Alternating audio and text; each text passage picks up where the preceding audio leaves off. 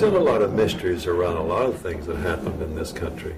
In the night, up came a person who was wearing a cloak, and he had in his hands the Great Seal of the United States. Jefferson, of course, looked at it and said, "This is it."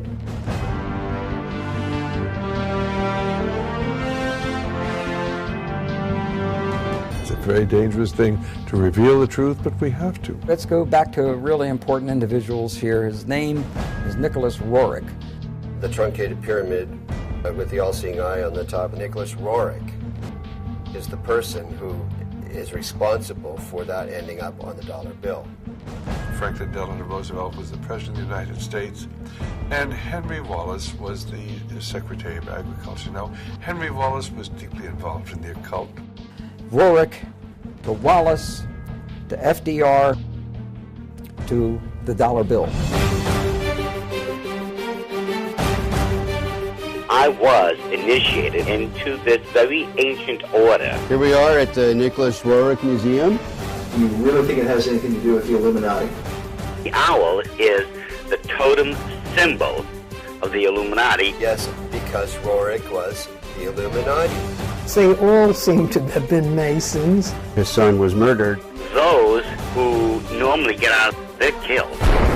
Hexagrams are used during occult ceremonies when you're summoning up demons. Because we're dealing with Lucifer.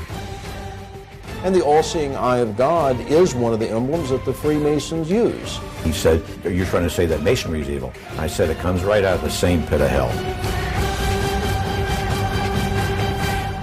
Didn't win a lot of friends that day.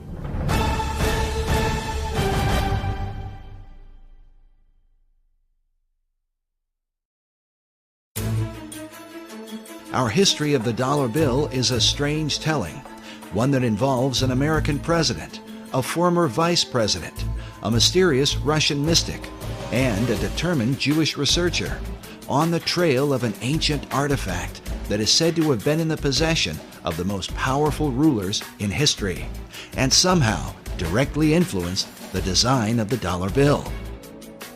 As incredible as it seems, it's believed this mysterious object could mark the beginning of Armageddon. There's going to be a bloodbath there.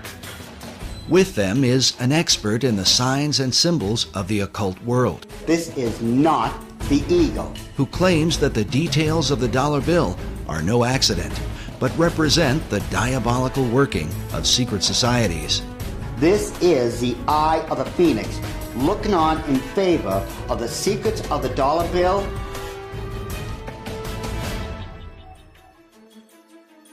Most debates about the design of the dollar bill usually involve the founding fathers of America, but it's important to remember that they only designed a Great Seal. There are many details to the dollar bill that go far beyond the seal itself. The Great Seal was developed through 3 committees, involving a total of 14 men. But in the end, the work was submitted in June of 1782 by essentially one man, Charles Thomson. What is little known is that while Thomson presented a preliminary sketch, his final design was submitted to Congress only in the form of a written description. Looking at the rough drawings Thomson put together with artist William Barton, it becomes clear that many of the specific details of the seal, as we know it today, were added later on. For example, above the head of the American eagle are 13 stars that form a 6-pointed hexagram. While Thomson's description called for the 13 stars, their hexagram formation was not part of his original description and is not present in the earliest realizations of the design. The hexagram seems to have been added in the 20th century. The nature of the Great Seal is so mysterious that some believe that it came from a supernatural force. An account recorded by Dr. Robert Hieronymus in his book, Founding Fathers, Secret Societies, says that the Great Seal was given to Thomas Jefferson by a mysterious cloaked figure. I love that story. The Founding Fathers were trying to get the Great Seal of the United States designed. They needed to have a design for the Great Seal to represent our nation. And Jefferson went outside in the night, and up came a person, an individual who was wearing a cloak whom he couldn't totally see, and he had in his hands the Great Seal of the United States. And he basically said, or this being said, you know, you're struggling over the symbol for our nation? Here it is. The account reads that Jefferson told a strange story. A man approached him wearing a black cloak that practically covered him, face and all, and told him that he, the strange visitor, knew they were trying to devise a seal, and that he had a design which was appropriate and meaningful. Jefferson, of course, looked at it, according to this story, and said, this is it. This is it. He knew it was it, and it was right. So he supposedly came running back into whatever, whether it was a tent or whatever it was, and he showed it to other individuals, and he told them about, he met this person outside. Of course, they went outside to go to find the guy, and he's gone. So supposedly we'll never find out who designed the Great Seal of the United States. While Dr. Hieronymus admits that he is skeptical about such stories, there are others who claim to believe them to this day. Perhaps it has something to do with John Adams, who was on the first seal committee with Thomas Jefferson. According to the written account, John Adams was there when this bizarre event took place. Oddly enough, the Adams Memorial in Washington, D.C. is adorned with this mysterious cloaked figure. Perhaps it's just a coincidence. The first historical account of the Great Seal's design was written by a 19th century American Army officer named Charles A.L. Totten. In his book on the secret symbols of the dollar bill, Masonic author David Oveson writes that Totten equated the birth of the United States with the beginnings of what he called the New Atlantis, a title given to a work by Sir Francis Bacon, one of the mysterious financial backers of the Virginia colony. Oveson goes on to write that the Great Seal and the dollar bill represent the most extraordinary example in history of the public evolution of a magical design. Even as Sir Francis Bacon and his contemporary, Dr. John Dee, were said to be in contact with the spirit realm, there are those who believe that it is this dimension that has been guiding the course of America and the so-called evolution of the dollar bill.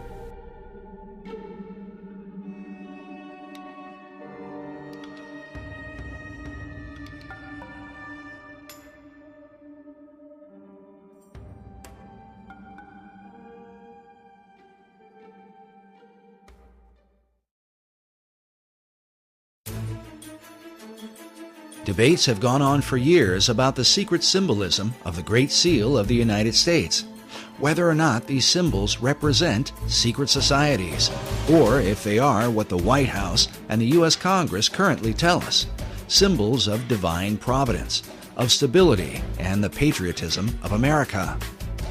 What the Founding Fathers intended as they designed and ultimately approved of the Great Seal remains mostly a mystery. There's still a lot of mysteries around a lot of things that happened in this country. It's not in our history books. There can be no doubt that those things hidden in the shadows of the last 2 centuries are not easily brought to light. But when one comes into the modern era, into the age of photography, film, and the advanced practices of mass media, it becomes a bit easier to document world events and the intentions of those who have helped to shape them. In the late 19th century, Harvard professor Charles Eliot Norton referred to the Great Seal as a dull emblem of the Masonic fraternity. This idea was furthered by occult philosopher Manly P. Hall in the early part of the 20th century. Hall not only believed that the Great Seal was Masonic, but that it was created through the collective consciousness of the occult societies and represented the secret destiny that they had in mind for America. I'd say that he saw the secret destiny of America as the beginning of a world democracy, and that this was a kind of an experiment in democracy that had been envisioned for thousands of years before. So he saw this much like Francis Bacon envisioned what he called the New Atlantis. In 1926, Hall began publishing a newspaper called The All-Seeing Eye, dedicated to his occult views of philosophy. It was during Hall's era that the All-Seeing Eye of the Great Seal would be taken out of obscurity and placed on the back of the dollar bill by President Franklin D. Roosevelt in 1935.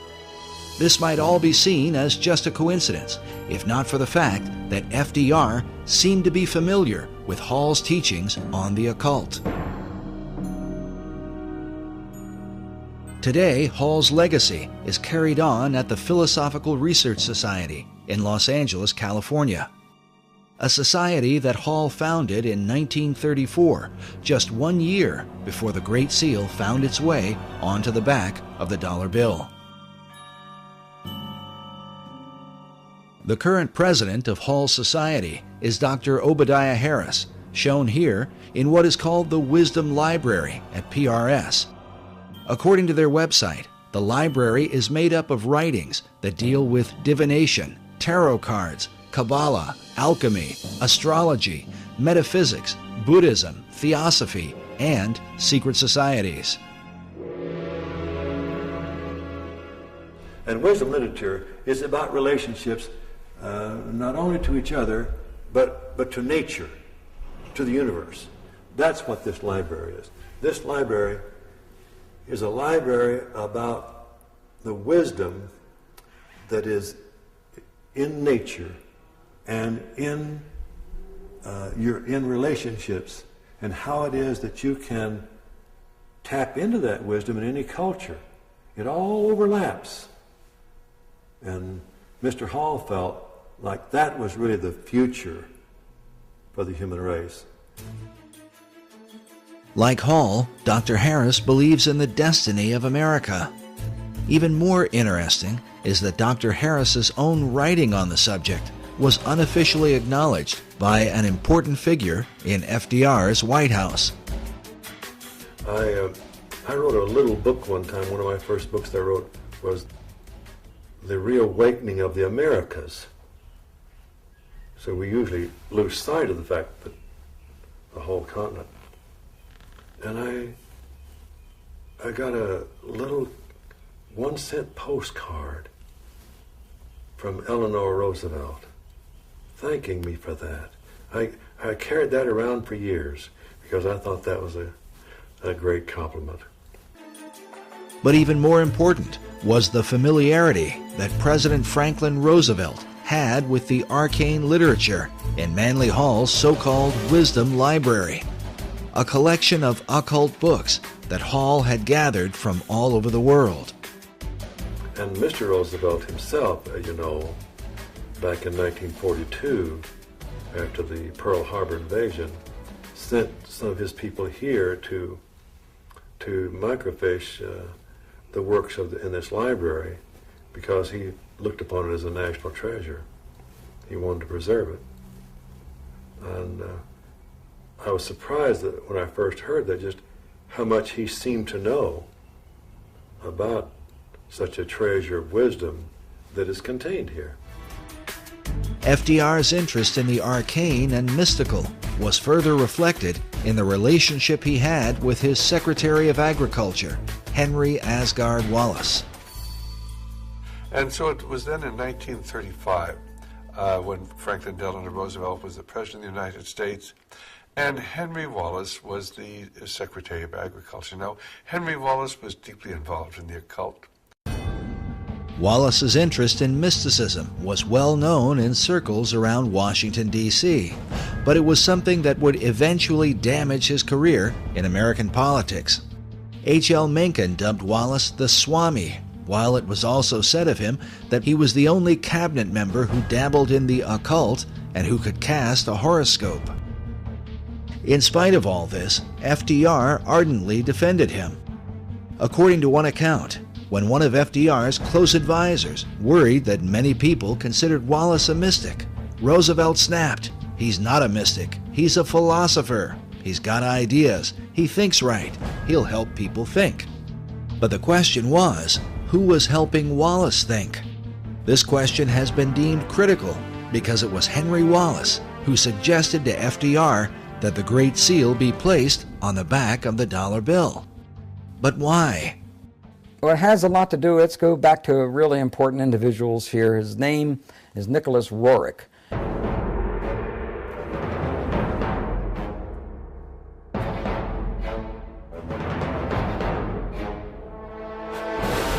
And Nicholas Roerich was a very advanced spiritual soul with considerable vision.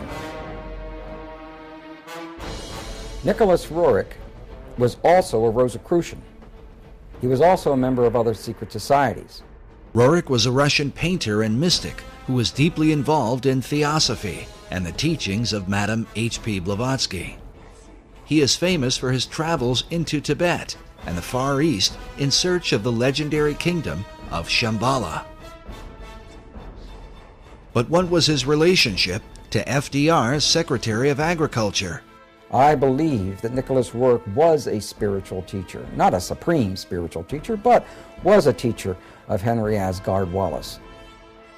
Roerich was considered not only a teacher, but a spiritual mentor and guru to Henry Wallace.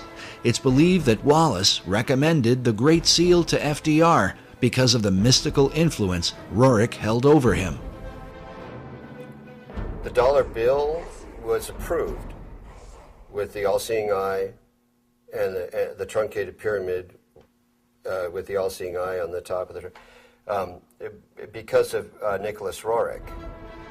In the book Tournament of Shadows, the authors document much of the activities and influence of Roerich during this period. They write that Roerich's influence was suspected in the adornment of the $1 bill, with a verso of the Great Seal showing a pyramid crowned by an all-seeing eye.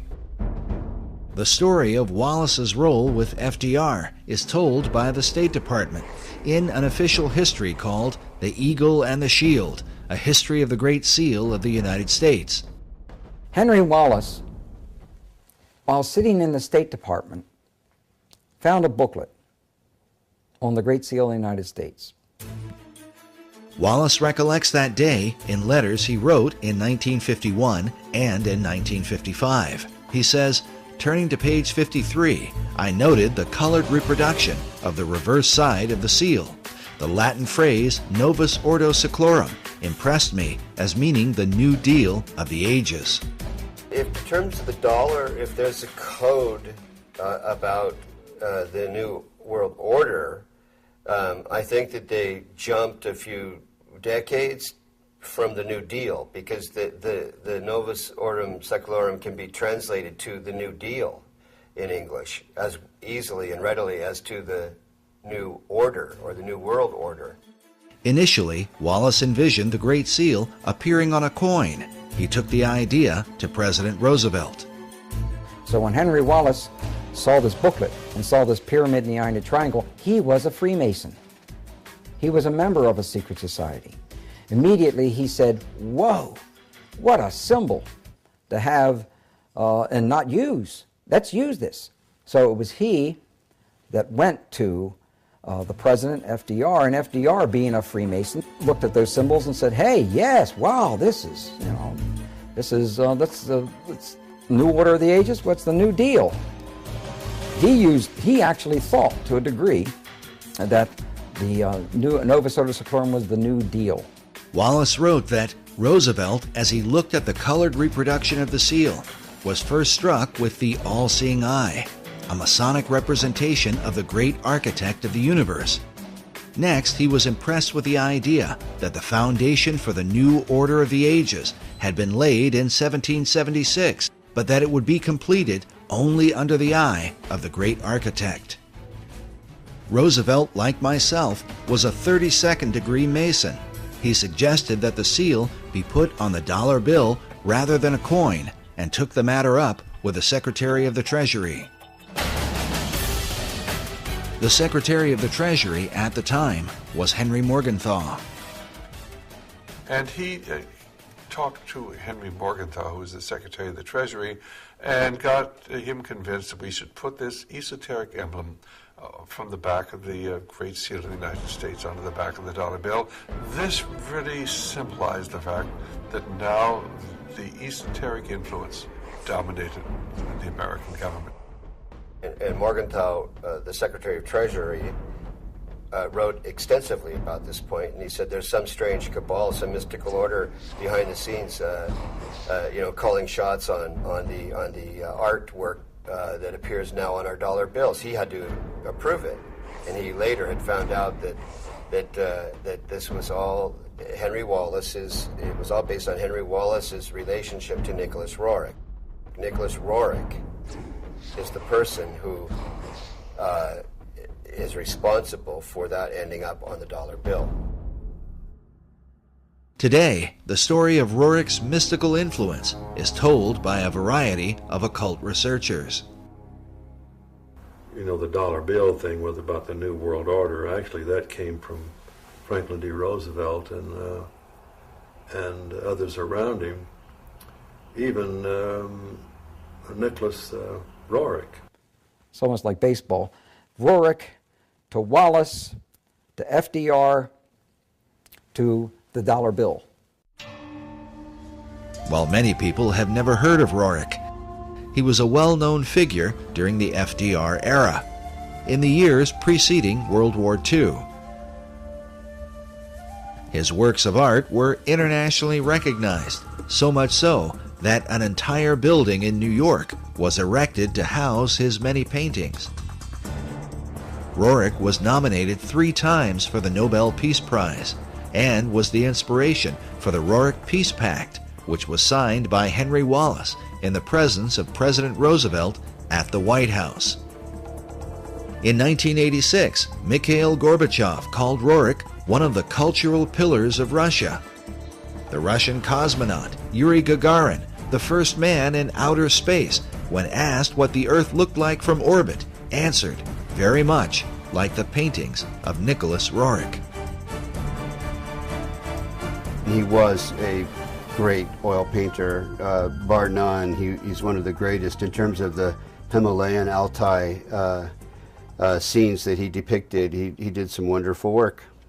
He was a gifted artist.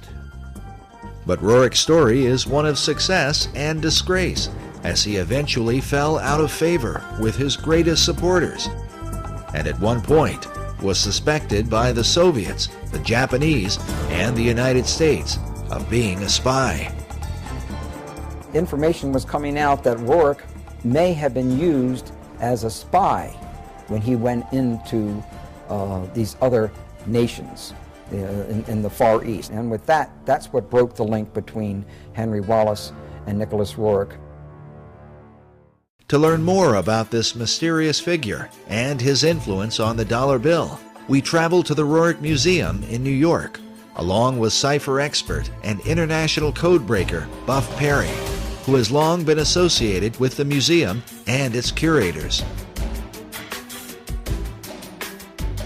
Here we are at the Nicholas Roerich Museum at 319 West 107th Street, almost at the corner of Riverside Drive.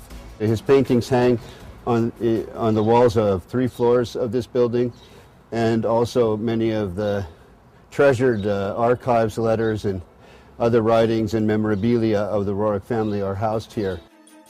I have a deep interest in the history of Nicholas Roerich and his family and their association with a long-lost artifact that I have had a lot to do with over the years. We'll learn more about this artifact later on, as it ties together Nicholas Roerich with Henry Wallace, Manly P. Hall, and what some believe will be the future destiny of America. Like many who are involved in New Age and occult ideas, Nicholas Roerich dreamed of a united one world order. Nicholas Roerich is seen as one of the key individuals, historical individuals, that had a lot to do with the development of the League of Nations and subsequently the United Nations, and is recognized as such in the United Nations building. I'm told, I haven't seen such commemoration, but I'm told it's there. And the history of the United Nations is often characterized in association with Nicholas Roerich's global peace efforts. Roerich's dream was shared by his disciple, Henry Wallace, as demonstrated by the book Henry A. Wallace, His Search for a New World Order. This concept is visualized by the cracked bronze globe that sits outside the United Nations building, where a new world is literally breaking forth from the old. But somehow, Roerich's ideas on the subject would get him into trouble with Wallace when he traveled abroad on behalf of the United States government. In the book, Tournament of Shadows, we read that Roerich had been chosen by Henry Wallace to scour Central Asia for drought-resistant grasses to combat the Dust Bowl. This was the genesis of the Roerich expedition, financed and staffed by the Department of Agriculture. But during his 2-year expedition, Roerich seemed to be on a mystical journey, one that involved his quest for the legendary city of Shambhala, and literally searching for signs of the second coming of Christ. Nicholas Roerich's idea was that the second coming of Christ may happen within years, and that's why he visited India, China, etc., and Russia, and digging up and trying to locate spiritual centers and spiritual information along those lines. Authors Meyer and Bryzak write that the search for Shambhala, which he identified with the second coming of Christ, and the Maitreya, or Buddha to come, obsessed Roerich. His paintings and writings thereafter conjured up his vision of a new age of peace, brotherhood, and enlightenment. But Roerich's concept of Christ, shown here in one of his paintings, was dramatically different from that of traditional Christianity.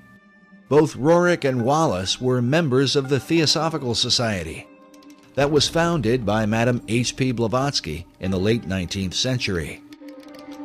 Blavatsky's view of religion can be summed up in her book, The Secret Doctrine. She makes use of the phrase, Demon est Deus inversus, which means the devil is God inverted. Her view was based on the ancient Gnostic belief that in the Garden of Eden, the serpent who tempted the woman was really an angel of light, and that God, who had created Adam and Eve, was really the devil. The reason is because God had forbidden man from partaking of the tree of knowledge, or gnosis. This is the origin of the term Gnostic, or Gnosticism. Blavatsky further argued that Jesus was only one Messiah among many, like Buddha, Krishna, and Muhammad, and that the fifth Buddha, also called the Maitreya, is the last Messiah who will come. She says he will appear as Maitreya Buddha, the last of the avatars, or way-showers. This belief and expectation are universal throughout the East. This is the event that is said to have consumed Nicholas Roerich, and that he would have taught to his devoted disciple, Henry Wallace.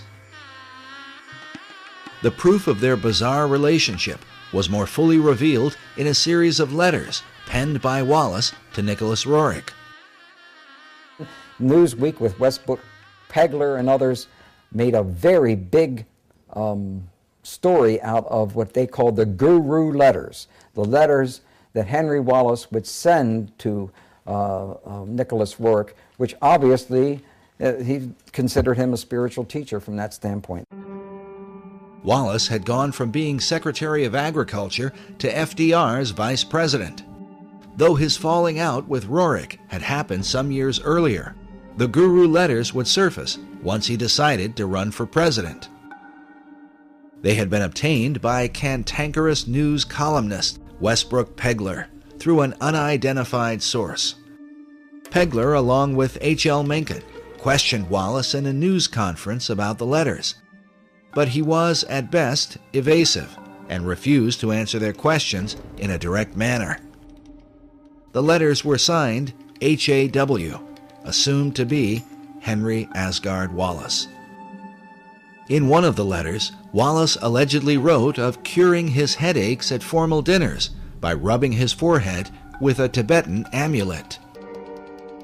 In another letter, he said to Roerich, "I have been thinking of you holding the casket, the sacred, most precious casket, and I have thought of the new country going forth, and I have thought of the admonition, await the stone, the sign of Shambhala."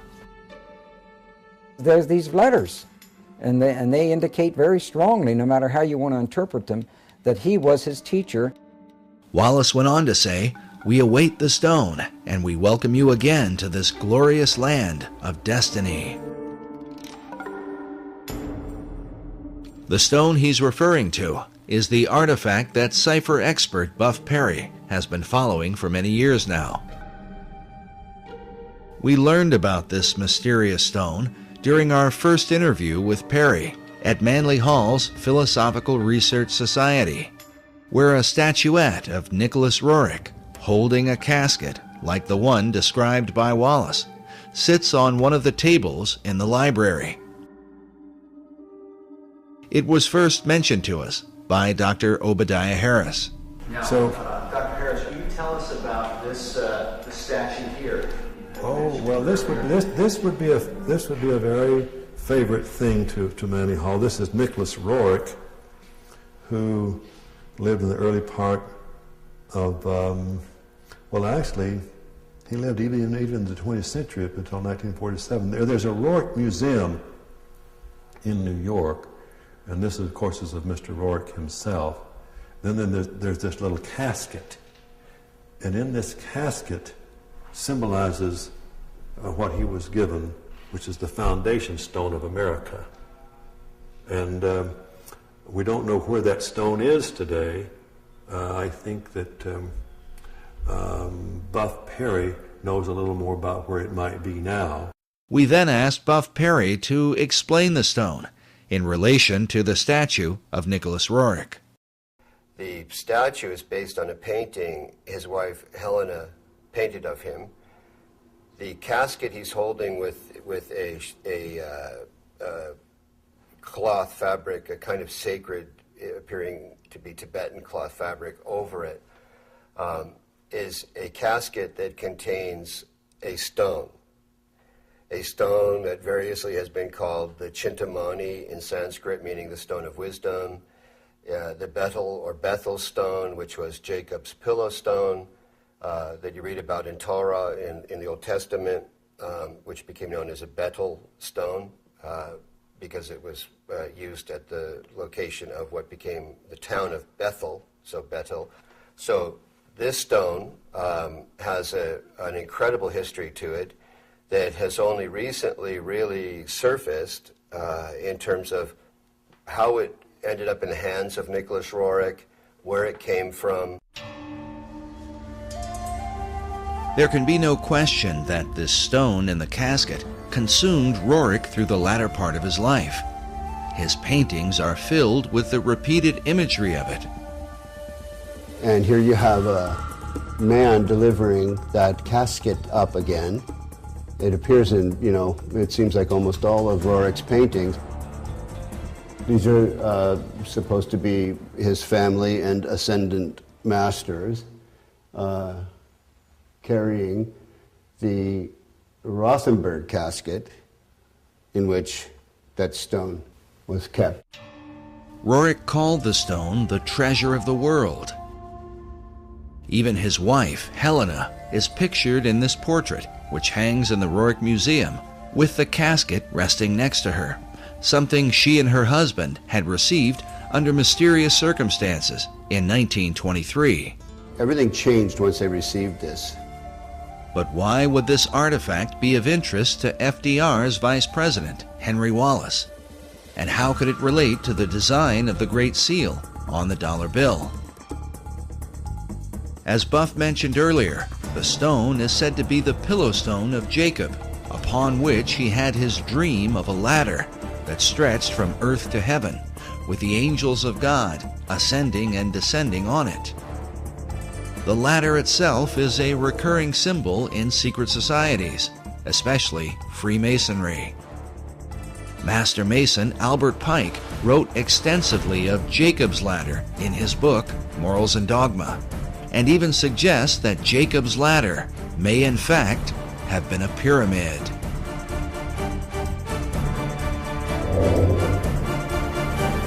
The book of Genesis tells us that when Jacob awoke from his dream, he took the stone and set it up for a pillar, and he said, "This stone, which I have set for a pillar, shall be God's house." As a result, some have come to believe that God, or the power of God, resides in the stone itself. From there, the legends vary, but one account says that the prophet Jeremiah took the stone and carried it into Scotland, where eventually the Scottish kings were crowned upon it. In late March 1306, Robert the Bruce was enthroned as King of Scots at Scone in Perthshire.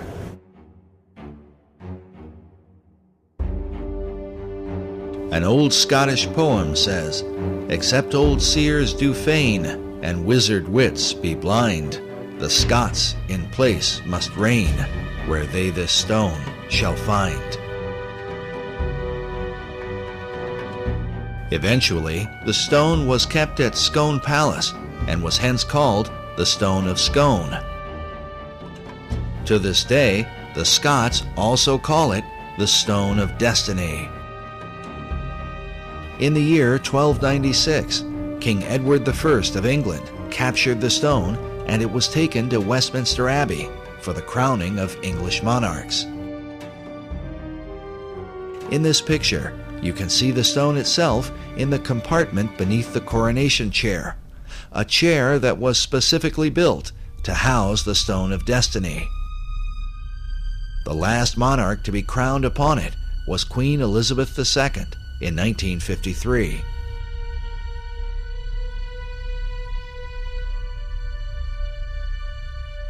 But in 1997, the English supposedly returned the ancient stone to the Scots, with the understanding that the future monarchs of England would continue to be crowned upon it. Today, the stone is said to be housed inside Edinburgh Castle in Scotland.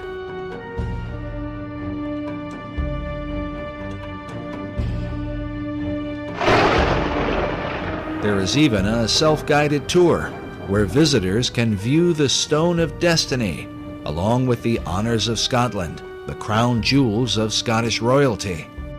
According to the tour guide we spoke with while there, this is the legendary stone.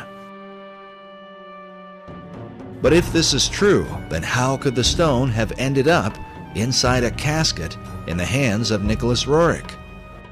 The answer, given by Buff Perry and others, is that the stone currently at Edinburgh is a fake. The Stone of Scone, because the one that's actually in Edinburgh Castle is a fake, and most Scots know it. Because once the English came and stole it once, they were never going to be stolen again. So the one that's actually in the castle is not real. Others, like Alex Salmond, the First Minister of Scotland, claim that the stone taken by the English king in 1296 was a fake, and that the real stone was somehow hidden away secretly by the Scots. Exactly where the real Stone of Destiny is today, and how it may have changed hands over the centuries, continues to be a matter of debate.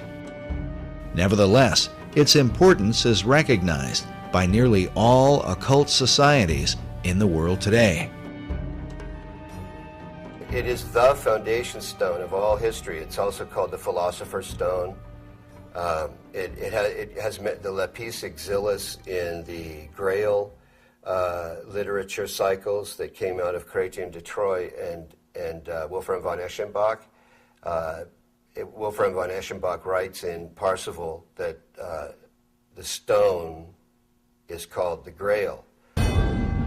While the Holy Grail is traditionally thought of as the cup of Christ, those involved in secret societies believe that the original and oldest form of the Grail is the Stone of Destiny, written of by Wolfram von Eschenbach in his Grail legend, Parsifal.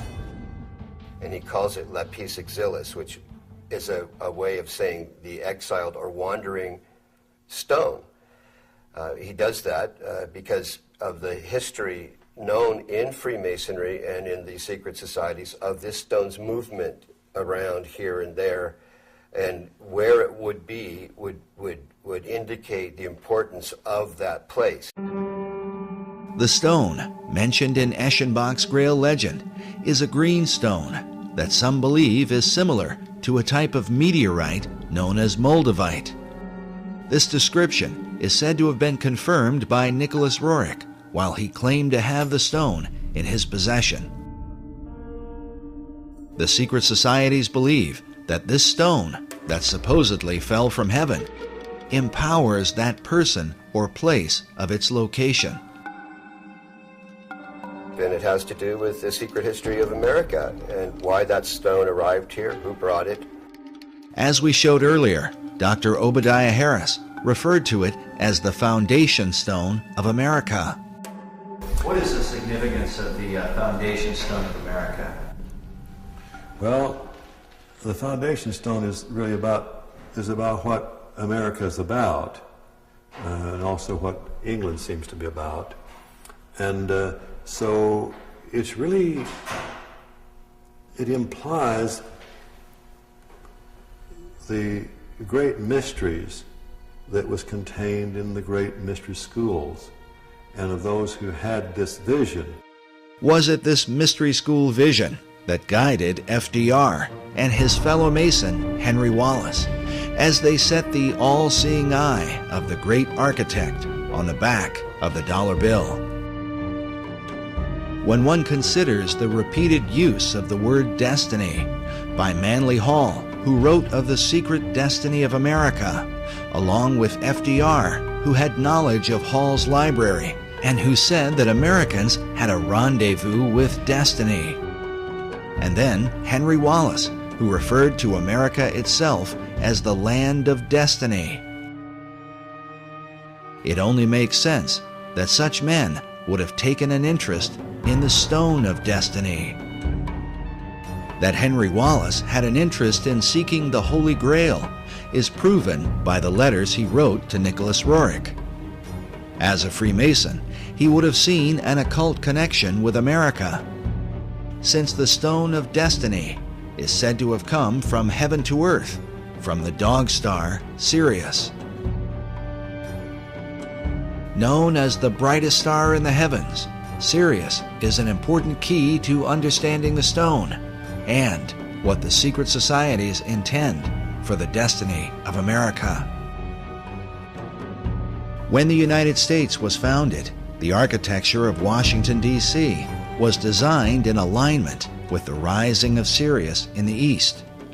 July 4th, Independence Day, is the day when the sun is in conjunction with this star, said to be 23 times more powerful than the sun itself. Also consider that Sirius is the blazing star or pentagram used in Masonic lodges. But as this mystical symbol relates to the dollar bill, we read that the famous emblem of the all-seeing eye, seen hovering above the unfinished pyramid, is a depiction of the Eye of Sirius and is a common motif found throughout Masonic lore. The importance of Sirius to the secret societies cannot be overstated. Some believe that the secrets of this star are a matter of life and death. In our last documentary, Riddles in Stone, Dr. Robert Hieronymus explained the importance of the dog star Sirius. This happened during a casual discussion, and some of what he said took us by surprise. Listen now to his uncut explanation to understand how critical the secrecy of this symbol is to Freemasonry and all the secret societies. And as you listen, remember, it is Sirius that rises in the east behind the sun, which stands as a picture of the twofold nature of every symbol in the occult. Interesting thing about all Freemasonry is that symbolism is ultimately very important. They don't put a lodge in the east because it's a nice place and it looks good. They put it in the east. The masters have put it in the east, so because it's the rising sun. It's the rising sun. You're catching the energies of the light, right. and to them, they didn't believe that the sun was God. All right, like we're told, the ancient Egyptians, we're told all the time that they thought the sun was God. Well, to simplify it, do I have time to tell them this part? Yeah. Oh, yeah. Okay. All right. As with all secret societies, you have levels, and if you're on the lower levels, you don't even know they're upper levels. They don't even tell you. Right. You bump into it by accident, or someone comes along. Now, in Scottish Rite, that's something different, because they know that there's a. But before then, and basically secret societies, such as let's go to ancient Egypt. To the ancient Egyptians, the priest would tell the serfs, the guys that tilled the land, they would say, the sun is God. Okay? And so they accepted that very low-level interpretation, all physical. That's not what the priests believed. What the priests believed, there was a second level. The priests believed that, no, the physical sun is not the supreme being. It's the spirit which flows through the physical sun that is the supreme deity. However, there was another level. And the priests didn't even know it. It's those that were involved and elevated to if I would have told you this 15 years ago, I might have gotten shot. But this is now, I'm so glad now that this is easy to talk about. The third level, which is a higher level of understanding, said, nope, it's not, that's not the sun. The sun is not the supreme deity. Nope, yes, spiritual energies come through the sun. That's not what we're talking about. What we're talking about is the star Sirius. The dog star. The dog star, because the dog star was everything to the ancient Egyptians, with the rising of the Nile and the feeding of the people, and so. Overson says that Washington D.C. was the dog star was important in the founding of Washington D.C. Indeed, it was, yes, and that's a reflection on America. But the point I was just trying to make was that third level is never told. And with every group, every secret society I belong to, over but 15 or 16, I don't belong to any of them now. I can't. 15 to 16 different secret societies? Yeah. Oh, wow. Well, there were many different types.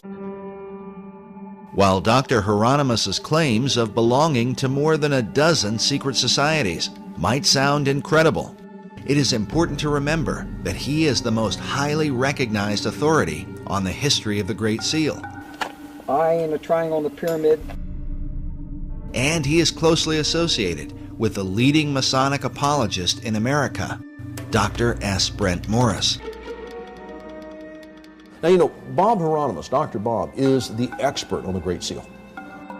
Because of this, we believe the insights of Dr. Hieronymus, not only into the Great Seal, but also on the importance of the dog star Sirius to secret societies, becomes that much more significant.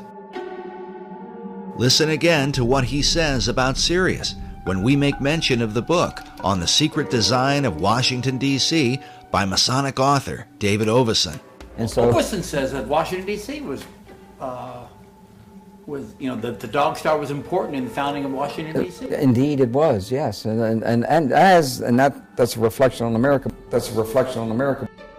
How is Sirius a reflection on America, according to the secret societies? And is it just a coincidence that the Stone of Destiny, awaited by an American vice president and supposedly in the possession of his guru, is said to have come from this blazing star?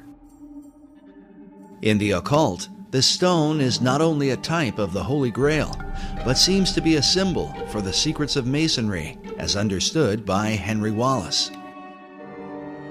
In his book, The Occult Conspiracy, Michael Howard says of Wallace that the Secretary of Agriculture was well versed in occult knowledge. In a letter to his Russian guru, he stated, "The search, whether it be for the lost word of Masonry, or the Holy Chalice, or the potentialities of the age to come, is the one supremely worthwhile objective.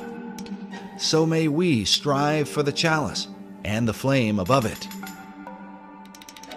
Howard says the chalice he refers to is the Holy Grail, regarded by the Rosicrucians as a feminine symbol for perfection, and the age to come is the dawning of the Aquarian Age. The concept of the flaming chalice is another repeated theme in the paintings of Nicholas Roerich. And you can see this entity holding the chalice, and there's a flame coming up from the middle of the cup part of the chalice. This is a painting of Prophet Muhammad, and interestingly, he's viewing a specter of a person of some sort or other who's bearing in the heart area the chalice that's burning the flame. That's consistent with Zoroastrian motifs as well as Agni Yoga. But when I was in Isfahan, for example, and in Tehran, I visited the Zoroastrian temples, and those chalices that bear the flames are as big as I am. And I'm sure that Nicholas Roerich had the occasion to see those chalices in the Zoroastrian temples in his journeys through the East and the Near East. But this is definitely Muhammad. He's named it Muhammad the Prophet. But for some interesting reason, Muhammad is viewing some kind of spiritual entity with that fire-bearing chalice in the heart zone. While Roerich's paintings are today kept in a modest museum in Manhattan, they were once kept in a towering building on the Upper West Side. In the 1920s, Roerich was supported by a wealthy benefactor and Freemason named Louis Horch. Like Wallace, Horch considered Roerich to be his guru and financed the construction of a massive building to honor him. It was called the Master Building.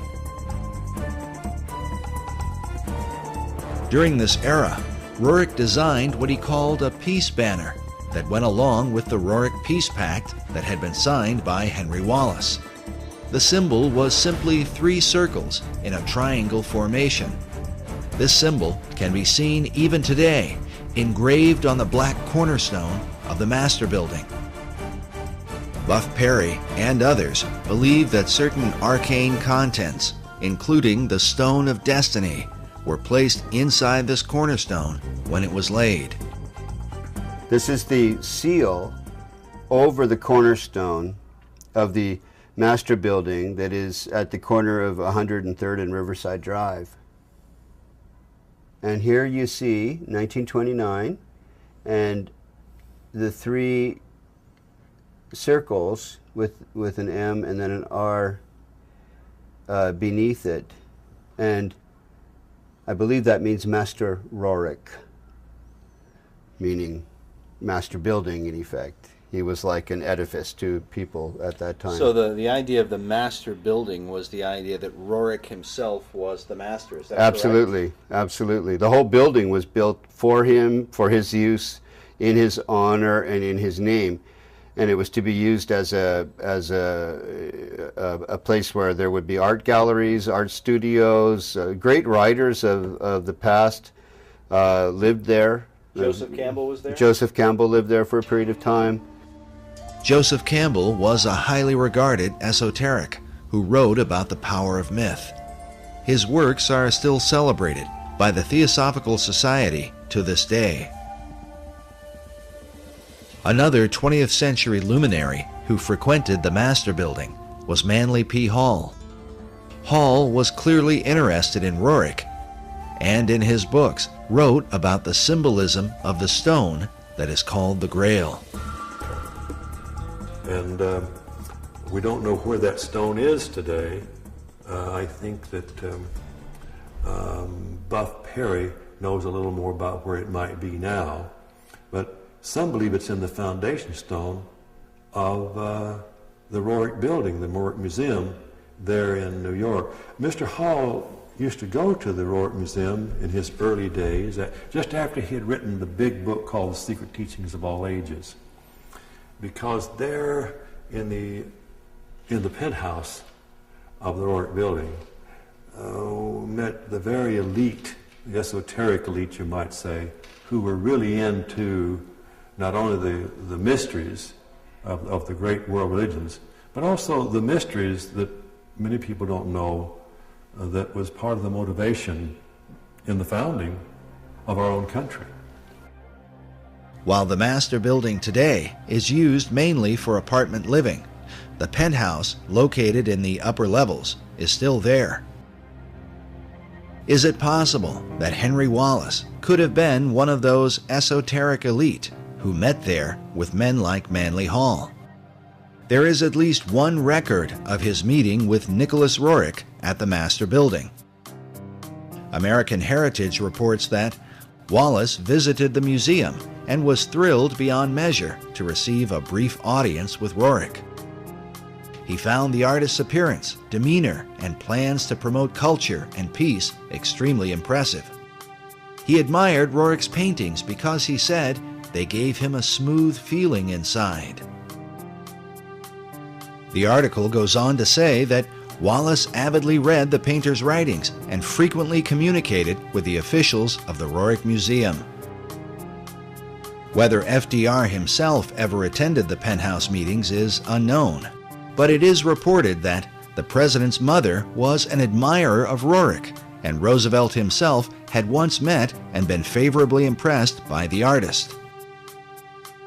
It is also worth noting that in 1932, First Lady-elect Eleanor Roosevelt gave a lecture at the Roerich Museum Lecture Hall.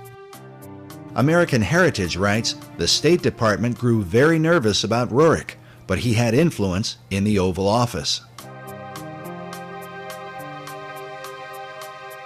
With such connections, is it possible that inside the mysterious penthouse at the upper level of the Master Building, the so-called esoteric elite decided on the design for America's dollar bill? Remember that the Master Building was finished in 1929. The Great Seal was not placed on America's currency until 6 years later, in 1935. All of the players in this drama were involved in Masonry, including the Secretary of Treasury, Henry Morgenthau.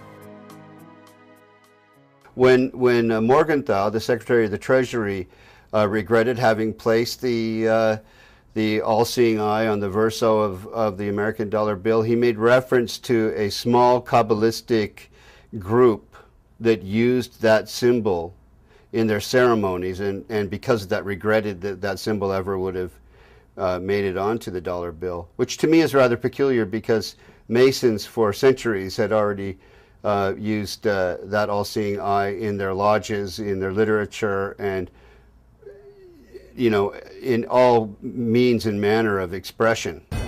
Perry's suggestion is that while Morgenthau, as a Mason, might not object to a Masonic symbol, he was concerned about the influence of what appeared to be a personality cult surrounding Nicholas Roerich. He was a little embarrassed that perhaps all of the information got out that Nicholas Roerich, the guru, would have been instrumental in seeing to it that that symbol ended up on the dollar bill. We took a trip to the Master Building and met with the building's historiographer, Mildred Spicer. She lives inside one of the apartments with a view through the right-angled windows that are famous for being the first of their kind. Whether or not they were intended to represent the Pythagorean right triangle, a favorite symbol among Masons, is for the viewer to decide. Roerich's idea was to have that Mason symbol put on the dollar bill, so every resident in the U.S. is connected to Roerich through the dollar bill. While we were there, Mildred confirmed that Roerich's chief financial supporter, Louis Horch, was in fact a 33rd degree Freemason. And that was given, sent to me by Oriole. Her father was Louis Horch, and she and her mother, Nettie Horch, were very involved with the museum. And during this time, they were caught up in the mysticism of Roerich. And those who were part of Roerich's inner circle were invited to the highest level. With Mildred's help, we were able to make our way up the elevators and then the many stairs to the much talked about penthouse, which some have called a kind of temple or meditation room.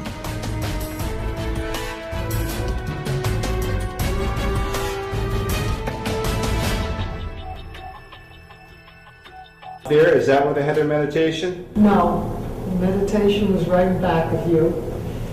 We had that apartment, and it was...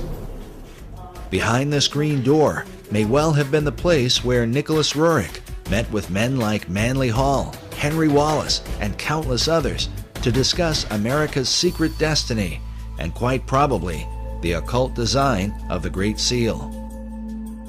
The penthouse is currently used as an apartment, and we were unable to see inside of it.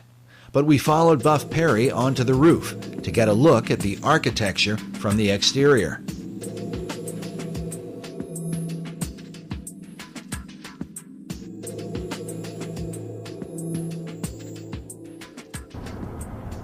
We're at the very top of the master building, and behind you is the river, and in front of you is the outside walling of the meditation room or temple or whatever one wants to call it, the chapel that Roerich had constructed for his private spiritual purposes.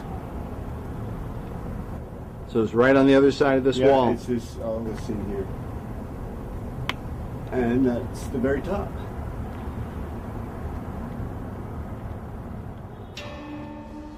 The staggered layers at the top of the penthouse seem to bear some resemblance to one of Roerich's paintings titled Arhat. In Buddhism, Arhat is the highest level of enlightenment, said to be the ultimate goal of nirvana. In Roerich's painting, notice the image of the Buddhist figure sitting inside the staggered stones, perhaps a symbol for the enlightened esoteric elite in the meditation room.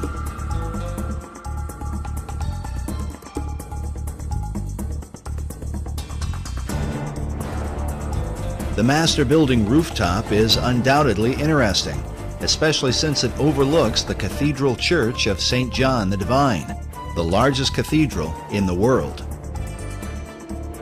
where many of the occult concepts of America all seem to come together. What's interesting is that much of the cathedral was being built during FDR's administration. On the outside, there is a cross before what is called the Rose Window, an obvious symbol of Rosicrucianism. Inside the cathedral, we find praying saints alongside lurking demons. An image of what looks like a Zoroastrian Maitreya hangs upon a cross at the altar. Meanwhile, an upside-down cross is seen in one of the alcoves, serving as a monument to September 11th. Elsewhere, a phoenix bird is carved beneath the pulpit. A carving of George Washington is found next to that of William Shakespeare. And on the floor is the seal of St. Albans. St. Albans was one of the names given to Sir Francis Bacon. And in the midst of it, we find obvious imagery pertaining to the Holy Grail. Some more obvious than others, like this seal on the floor of the cathedral. But notice that there are 2 cups beneath the cross. Could this be suggestive of the two grail concept put forth by Wolfram von Eschenbach and others, who believe that the grail is both the cup of Christ and the stone of destiny? It is worth noting that Grail legends were of great importance during the time of FDR and the whole World War II generation. Not only in America, but in Europe, Richard Wagner based his famous opera, Parsifal, on the writings of Wolfram von Eschenbach. This opera would become a central focus for Adolf Hitler, and as a result, there are some who have argued that Hitler's whole life was dedicated to the Holy Grail. Occult historian Tracy Twyman writes of what Hitler and other occultists believed about the Grail, that it dates long before the time of Christ, all the way back to ancient Atlantis. She writes that just as Hermes possessed a magic stone, which has been associated with the Holy Grail, Hercules also possessed a heavenly stone and a special cup that he carried it in. According to Plato's dialogue, the Pillars of Hercules were the gateway to Atlantis. This may be why Sir Francis Bacon used these same pillars as a symbol for achieving greater knowledge. Oddly enough, about the same time the Masons were finishing the work on the master building, Nicholas Roerich finished this painting titled The Last of Atlantis. Which brings us back to the greater mystery of the Roerich building and what may be the secret key to understanding the dollar bill. But first, how did the Stone of Destiny come into the possession of Nicholas Roerich? The receiving of this stone in the Rothenburg casket was very mysterious. Nobody's completely certain who sent it to him, but he and his wife Helena were in Paris in 1923 in an exquisite suite when all of a sudden this was delivered. And it was delivered in this box, and the box says 5 Place Vendôme, and that's 5 Vendôme Place, which was where they were staying, and it was sent from Bankers Trust, from M.M., and it's addressed to Madame and Monsieur N. Roerich. And after many years, this is what has come of the Rothenburg casket that was in this pine wood box.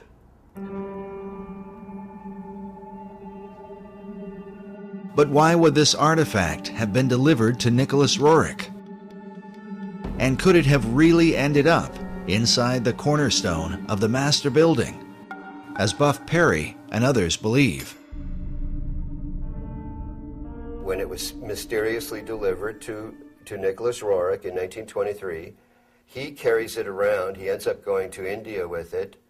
By 1929, he's had this huge building, a 29-story Art Deco building built for him in New York City by Louis Horch, an investment banker, with a cornerstone prepared to have this sacred casket bearing the stone and other artifacts sent from India, because he's now taking it in 1923 from Paris to India, and placed in the cornerstone for posterity.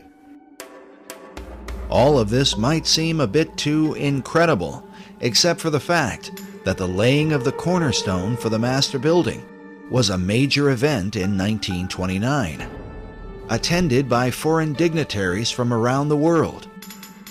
From Spain, France, Poland, Australia, Romania, and a host of other countries. Why would they all turn out for this event? This 1929 event is very important. Albert Einstein sent a tribute, which I have a copy of, to the construction of the building, to the meaning of Nicholas Roerich, who he was, what he was doing for humanity, and why the laying of this cornerstone was so important. Rabindranath Tagore, many luminaries and notables, government officials and the like, including Henry Wallace, who became FDR's vice president, first Secretary of Agriculture and then vice president in the next decade. And that becomes very intriguing, what all the connectedness is in terms of FDR, Freemasonry, and the stone. Just as Freemasons were involved with the designing of the dollar bill, they were also involved in the construction of the Master Building. As noted earlier, the Master Building was financed by Louis Horch, who was appointed to a number of government offices during FDR's administration. In fact, he was placed in charge of the Department of Commerce by his fellow Freemason and Roerich disciple, Henry Wallace. As we have seen, Wallace, in his letters, shared a fascination with the Stone of Destiny. And so the stone today is in this building? The stone is in this casket, said to be in this casket. The reports I have received from the Roerich Museum would have that stone in this Rajput casket in the cornerstone of the Master Building. The interest of men like Albert Einstein, Henry Wallace, and not to mention all the foreign dignitaries, becomes quite intriguing when one considers the full contents of the casket that was said to be placed inside the cornerstone. I'm familiar with the ingredients of the Rajput casket by having read letters from Zina Fosdick and her own notebook entries, and also because Aida Tolskaya herself, one of the co-curators of the Roerich Museum, wrote out what Zina Fosdick had stated they had placed in the Rajput casket in Darjeeling before it was delivered to the city of New York to be placed in the cornerstone. As Buff Perry explained, the letter that describes the contents of the casket comes from Zina Fosdick, a longtime devoted disciple of Nicholas Roerich, who would later become the director of the Roerich Museum. The museum photo collection is filled with images of Fosdick alongside Roerich while they were in Darjeeling, India, where the casket was prepared. As such, it stands to reason that she would have known the details of what they put inside. The letter's written by Zina Fosdick, and it was actually an entry in her diary. And what's written here is an accounting of all of the ingredients that are in the Rajput casket that was prepared in Darjeeling, India, in 1928 to be delivered to New York, to Manhattan, and to be placed in the cornerstone of the Master Building. There are a lot of interesting things that were placed in the Rajput casket. For example, an image of Maitreya printed on Tibetan paper. As we showed earlier, in the occult belief, the Maitreya is said to be the last Messiah that will come. The Maitreya is seen as the final deliverer and incarnation in the Buddhist tradition. Again, he's also Kalki in the Hindu tradition, the 10th incarnation of Vishnu. Vishnu is the great god of Hinduism. So they're not mixing up Jesus with Maitreya, but they are seeing Maitreya as a messianic figure, a world Messiah, who would answer all of the expectations of all the world religions at one time.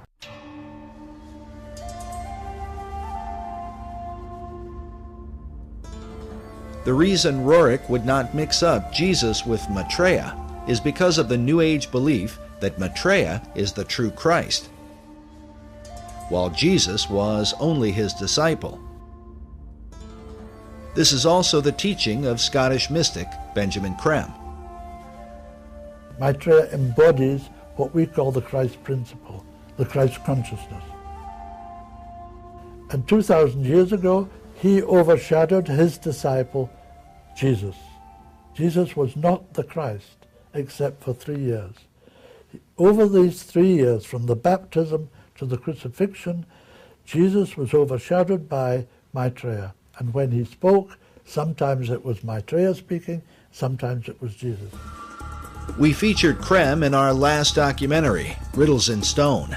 He is the founder of Share International and has been declaring for more than 30 years that Maitreya would be arriving soon. Maitreya is standing by, ready to come into the world at any moment. When we spoke with Creme in 2006, he had just come from speaking to the United Nations. While I was in New York, I gave a talk at the United Nations, and there was a large group of New York theosophists. A certain number from outside the United Nations were allowed to come to the talk, and they were very responsive, very responsive. These theosophists are modern members of the Theosophical Society, of which both Nicholas Roerich and Henry Wallace were members. Other famous members included Thomas Edison and Mahatma Gandhi, as well as Gandhi's close friend Jawaharlal Nehru, the first Prime Minister of India. Also pictured here, beside Nicholas Roerich. But in addition to the image of Maitreya, what were the rest of the contents buried inside the cornerstone of the master building? A portrait of M.M. This, I believe, is Master Morya. Master Morya was one of the names given to a spirit that is said to have inspired Madame H.P. Blavatsky. Roerich's wife, Helena, claimed that the same spirit was in contact with her and inspired her writings. It's Master Morya, who is actually Helena Roerich, channeling this entity, if I can put it that way. One of her books was titled On Eastern Crossroads, in which she wrote extensively about the stone in her husband's possession, calling it the Serpent Stone, and saying, "The stone cometh, and it is a most grievous error to deny the stone." In fact, the quote from one of Henry Wallace's Guru letters about the new country that goes forth and the admonition to await the stone comes directly from this book. Nicholas Roerich tended more to write about, sort of physical reality and the adventures in the Himalayan mountains, in the Altai region toward the Himalayan mountains, where his wife, Helena, wrote about the channeling and the esoterica, the theosophical kind of side of things. While Roerich's writings may have dealt with reality, his paintings were anything but. Dedicated to universal archetypes, and with them, the promise of a sacred treasure. That brings us to the third, and perhaps most important item, placed inside the cornerstone of the master building. They're all people who had varying kinds of relations with Nicholas Roerich. They were channelers, they were followers. But to me, personally, greatest interest is this side statement that Aida Tolskaya, who is also one of the curators of the Roerich Museum, wrote. Sina omits a piece of the stone that was placed in the casket. This goes back to that famous stone that the Roriks became a cause célèbre because of, and many other people wrote about later.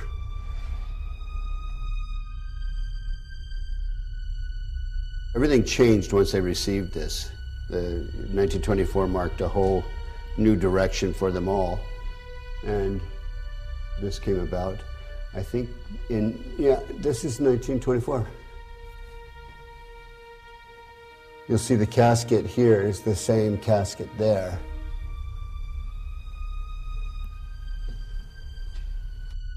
And this is a burning casket of some kind. Yeah, Chintamani. Chintamani is a Sanskrit term that means a stone of wisdom, that he calls the treasure of the world.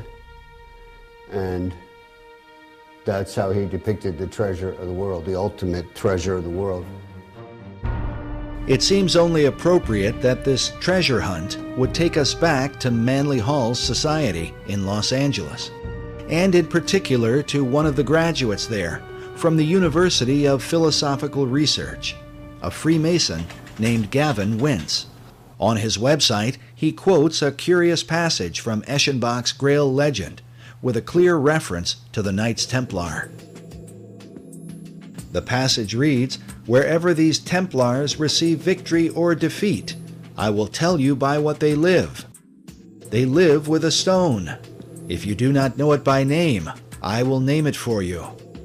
It is called Lapsit Exilis. The stone is also called the Grail." Eschenbach's reference to the Knights Templar is curious. During the same period that he wrote his Grail legend, the Templar Church of Garway, England was built. Inside, we find mysterious symbols carved above what appears to be the outline of a man. These carvings are said to be a depiction of the Holy Grail, the chalice shown here. In the midst of it is a traditional Catholic host with a cross in the center. But inside the chalice, just beneath the host, is what appears to be a truncated pyramid. Which brings us back to Gavin Wentz, who produced an award-winning documentary which he titled Lapis Exilis, based on a variant spelling of the Grail name given by von Eschenbach. This slight alteration to the original name had been recorded in the diary of Nicholas Roerich.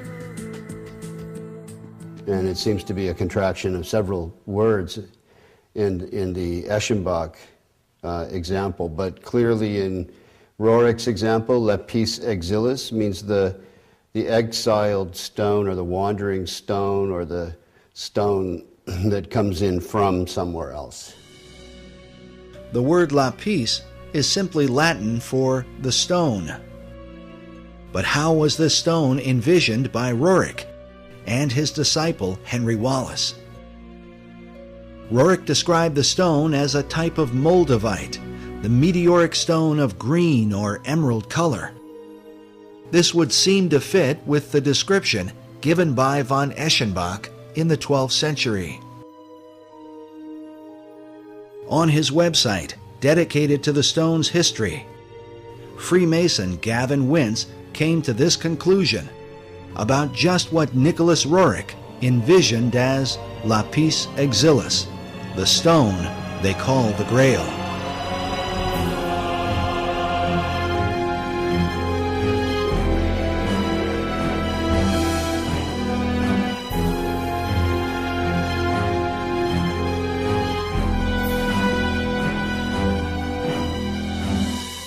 Is it really possible that Roerich, Wallace, and even FDR believed the Great Seal was a representation of the Holy Grail?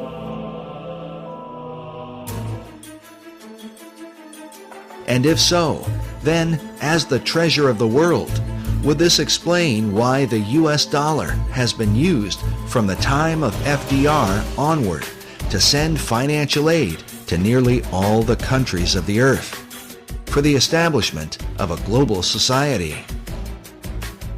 During his 2008 presidential campaign, Barack Obama was criticized for wanting to spread the wealth. But in reality, the redistribution of wealth, a socialist tenet, is a practice that the United States has engaged in at a global level for more than half a century, beginning in the aftermath of World War II. We want peace and prosperity for the world as a whole. The United States now is conducting a new kind of foreign aid program. Aid not for destroyed industrial nations, but for developing countries with limited knowledge of modern technology. Many are just emerging from colonial status. American aid seeks to lay the foundations for industrial and agricultural growth. It is motivated by the humanitarian ideals of the American people and But now that the economy of the American people has taken a turn, and it seems that the dollar is declining fast, how could this fit in to the plan of the secret societies? Consider that when the shock waves of the American stock market shook the world, France and China called for a global currency and a new world order. Which brings us to the other half of the dollar bill's design, the American eagle, that some believe represents the mythical phoenix, a bird that is said to destroy itself by fire. But according to Wolfram von Eschenbach, the power of the phoenix lies in the stone of destiny. In Parsifal, he writes, "By virtue of this stone, the phoenix is burned to ashes, in which she is reborn. Thus does the phoenix molt her feathers, after which she shines dazzling and bright, and as lovely as before." If these ideas are truly embraced by secret societies, could this suggest the intentional destruction of the American dollar, which will then force our financial networks into a global economy, resulting in a new Atlantean empire that extends to all the earth?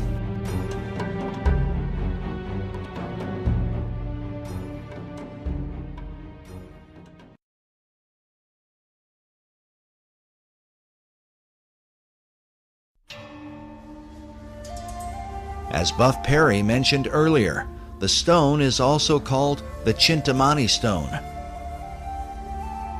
As a symbol, the stone unites the occult traditions of both Eastern and Western mysticism. One thing is certain, those who practice the occult believe this artifact is the key to achieving the great work of all secret societies. Mark Amaru Pinkham is the co-director of a group called the International Order of Gnostic Templars. In his article titled Nicholas Roerich and the Chintamani Stone, a Holy Grail from Sirius, he writes that data regarding the Chintamani Stone maintains that it was brought to Earth by Syrian missionaries to eventually help precipitate a one-world civilization. He says there is some indication that one part of the stone has been the sacred stone of the Kaaba, which has united millions of Muslims around the globe. Pinkham goes on to write that it is known that a portion of the Chintamani stone was given to the League of Nations, whose stated goals were the creation of a one-world civilization. The association of the stone as a symbol of unity is an important part of how it is said to have come to America. It has to do with the secret history of America and why that stone arrived here, who brought it. Oddly enough, this mysterious artifact may provide the missing link to understanding how America has gone from being a Christian nation to a country beset with pagan statues, pagan monuments, and occult icons. For years, Buff Perry was financed by a leading member of the Philosophical Research Society to hunt down this stone of destiny. I learned about this stone going into Roerich's hands through the director of the Rosicrucian Order, the curator of the Rosicrucian Museum in San Jose, California. The whole concept of the stone as the Holy Grail represents the so-called perfecting of mankind. This is the theme of Rosicrucianism and Freemasonry. As Manly Hall writes, to the mystic, the stone is divine power, an ancient symbol of the perfected and regenerated man, whose divine nature shines forth. After years of research, Buff Perry now believes the stone was brought to America by secret societies from Scotland in the years preceding the American Revolution. For them, the stone was to empower the foundation of a new republic. Why is it called the foundation stone for America? The foundation stone for America because it was brought here by the Jacobites who had been arrested at Preston in 1715 in their attempt to overthrow the kings. The kings in question are the line of English kings who succeeded King James II, who was deposed from his throne in 1688 and succeeded by William of Orange. But the supporters of James rebelled against the deposing of their favored monarch. They were called Jacobites, a name derived from Jacobus, the Latin version of James. In short, the Jacobites were mostly Scottish Highlanders, who were determined to restore James and the House of Stuart to the English throne. But the reason King James II was deposed presents a powerful clue as to why America has been steadily transformed into a cornucopia of pagan and occult philosophies. King James had proclaimed that Jews and Presbyterians and Quakers and Catholics and even Ottomans should be embraced by the Church of England. That's why he was deposed. So the subsequent formation of this Jacobite revolutionary social order was in reaction to his deposition and in support of his embrace of Jews, Presbyterians, Quakers, Catholics, and Ottoman Muslims. Since the Protestant English rejected James' ecumenical ideas and also feared that the hand of Rome was somehow involved, the Scottish Jacobites engaged in a series of rebellions against the new line of English kings. But their rebellions were ultimately crushed, and as a result, many of the Jacobite fugitives fled across the waters of the Atlantic to America.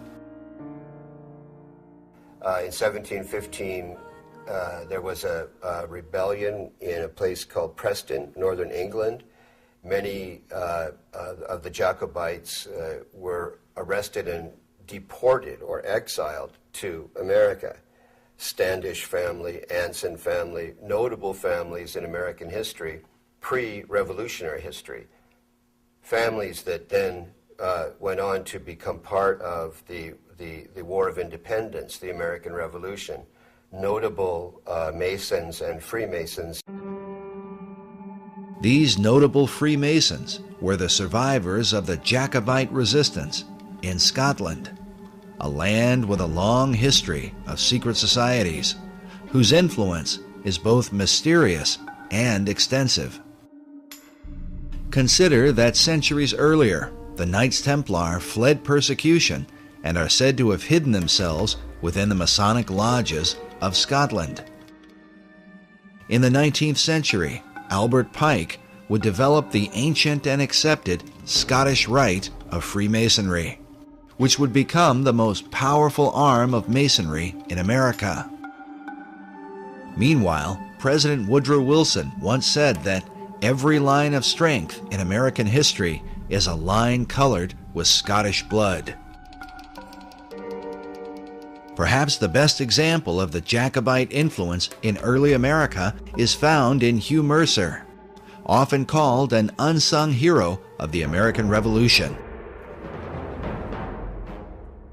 Mercer was a Jacobite doctor who supported the cause against England until their final defeat at the Battle of Culloden in 1746. He was then forced to flee to America, leaving his homeland behind. He served as brigadier general in the Continental Army and was a close personal advisor to George Washington. It's even believed that it was Hugh Mercer who suggested that General Washington make his famous crossing of the Delaware River on Christmas of 1776. Incredibly, one of Hugh Mercer's children would marry into the Patton family and ultimately produce World War II hero General George S. Patton, whose blood and guts reputation was certainly in keeping with the Jacobite tradition. But in the years prior to the American Revolution, Hugh Mercer became a member of the Masonic Lodge in Fredericksburg, Virginia, the early members of which are said to be a who's who of Revolutionary War heroes. Mercer's fellow members included George Washington and James Monroe. At least 8 Masons from this lodge served as generals during the American Revolution, while 2 of them would go on to become American presidents.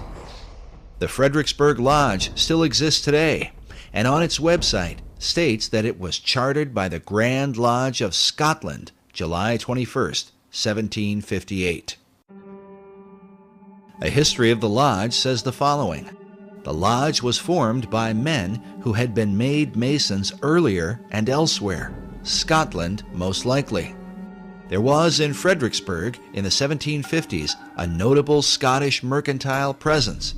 Many of those early lodge members bore Scottish surnames, and it was to Scotland, not England, that the lodge later turned for a proper charter. Is it possible that the influence of the Scottish Jacobite rebels worked as an undercurrent that helped to inspire the American Revolution? These families, they come under the general umbrella term Jacobite, were the real core population that led to ultimately to the War of Independence.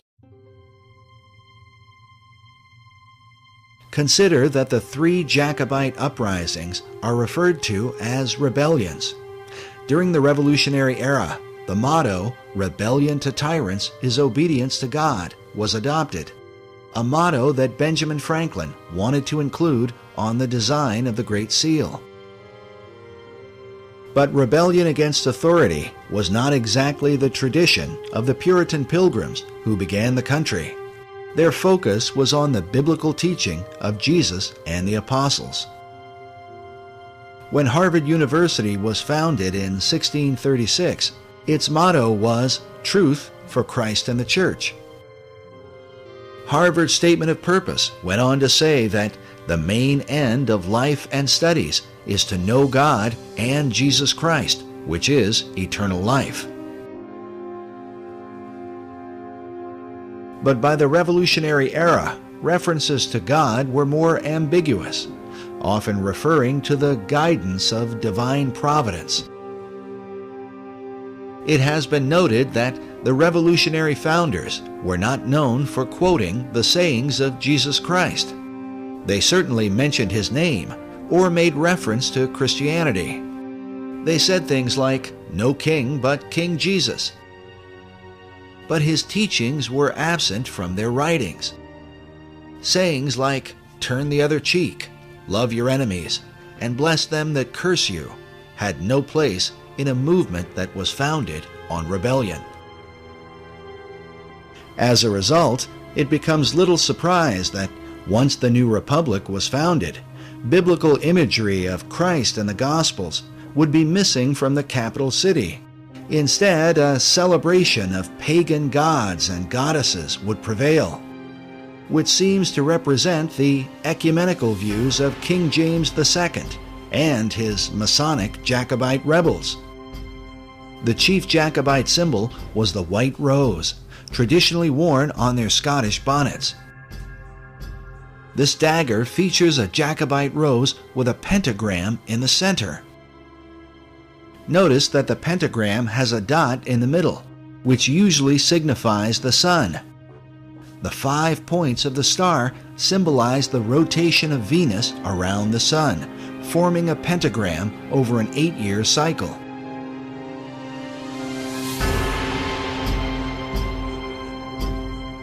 This symbol was well known to the secret societies of Europe and is found carved throughout Washington, D.C.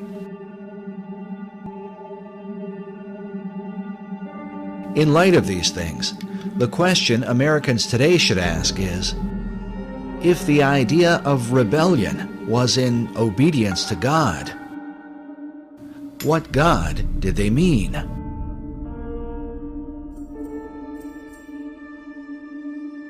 Which brings us back to the Stone of Destiny, a mysterious artifact whose original owner has for centuries been acknowledged as the greatest rebel of all time.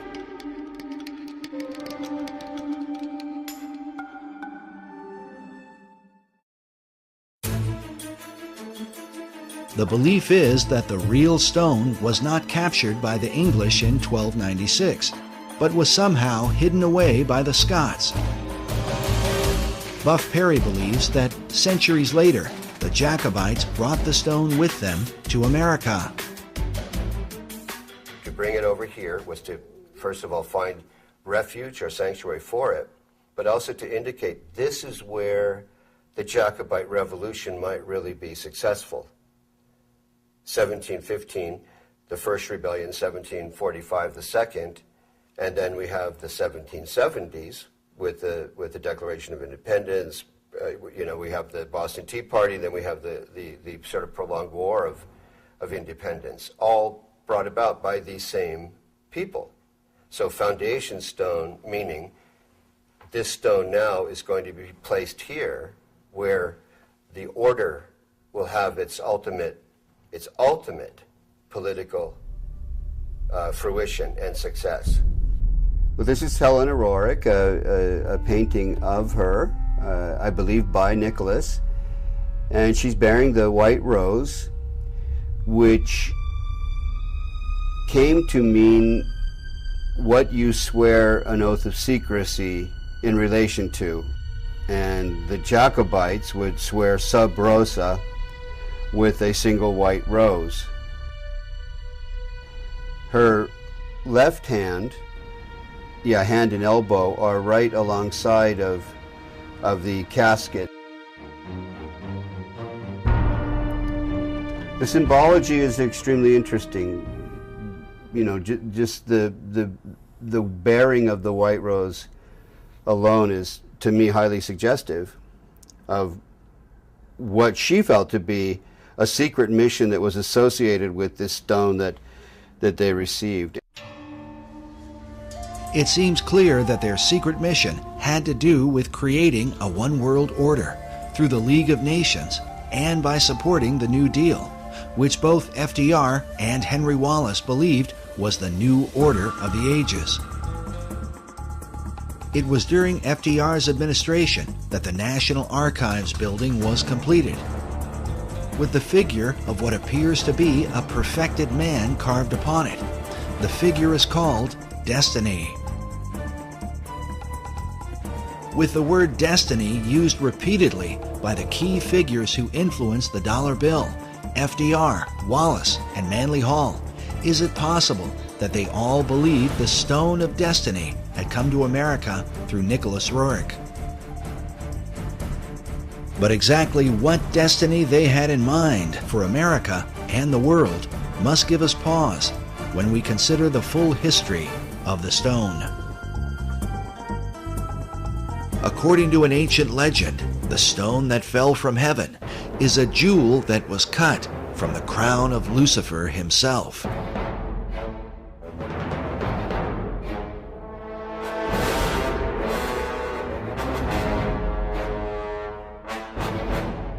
Commenting on this, Manly P. Hall writes that the lapis exilis, crown jewel of the archangel Lucifer, fell from heaven. Michael, archangel of the sun, at the head of the angelic hosts, swooped down upon Lucifer. During the conflict, Michael with his sword struck the flashing lapis exilis from the coronet of his adversary, and the green stone fell into the dark and immeasurable abyss. Hall goes on to say that out of Lucifer's radiant gem was fashioned the Sangreal, or Holy Grail, from which Christ is said to have drunk at the Last Supper. This idea seems to be captured in this depiction of the Grail by Dante Gabriel Rossetti. Rossetti was a 19th century esoteric painter who is said to have influenced modern Rosicrucianism. He may well have been familiar with the ancient legend, since his Grail cup appears to be a dark emerald green, mounted in a golden frame. But according to the various legends that are told, this stone of Lucifer was divided into different parts. One part became the Grail chalice, while King Solomon is said to have fashioned another part into a ring. Yet another part became the stone of the Kaaba. While this stone is black, Manly Hall suggests that Islam venerates the color green because of its association with the Grail stone. Others believe the Grail stone is the same as the Emerald Tablet. A depiction of this tablet can be found in the floor mosaic of the Cathedral of Siena, next to an image of Hermes Trismegistus, or Hermes Thrice Great. As such, it is known as the Emerald Tablet of Hermes. Written upon it is the Hermetic maxim, "That which is below is like that which is above." The tablet is also called the Philosopher's Stone and is well known in the ancient world. Sir Isaac Newton even did his own transcription of the Emerald Tablet. In the modern world, Carl Jung is said to have had dreams of the Emerald Tablet. Manly Hall obviously knew about it and even published his own illustration. Hall writes that the oldest and most revered of all the alchemical formulae is the sacred Emerald Tablet of Hermes. In her book on the Merovingian mythos, occult author Tracy Twyman writes that the story of the Emerald Tablet of Hermes appears to be yet another incarnation of the Grail as stone. She goes on to say, the legend connected to these items and the stone they came from relate that the stone bounced off Cain's head as it fell to earth, leaving a scar on his forehead in the shape of a red serpent, the mark of Cain. This is what the Grail as stone represents.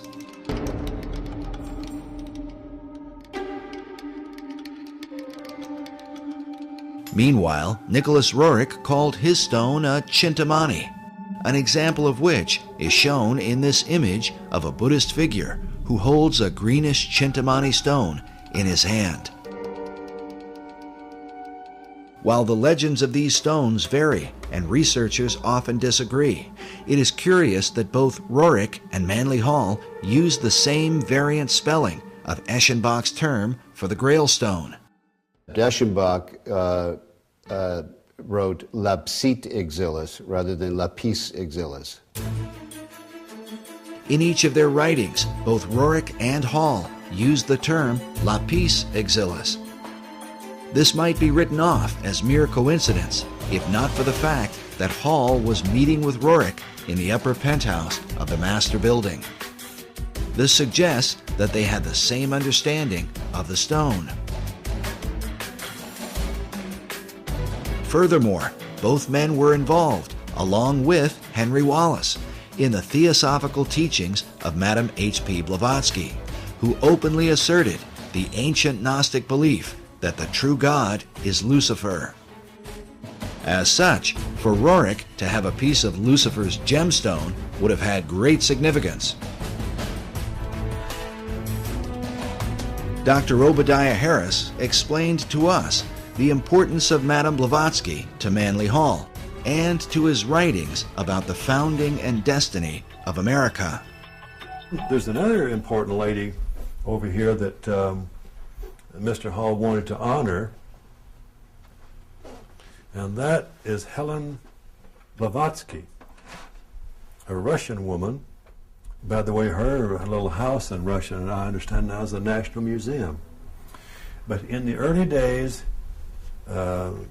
he wanted to pay tribute to her contribution, and she was the co-founder of the Theosophical Society, whose headquarters now is in India. She wrote Isis Unveiled, The Secret Doctrine, and it is said, I don't know if this is true, but she died in 1891.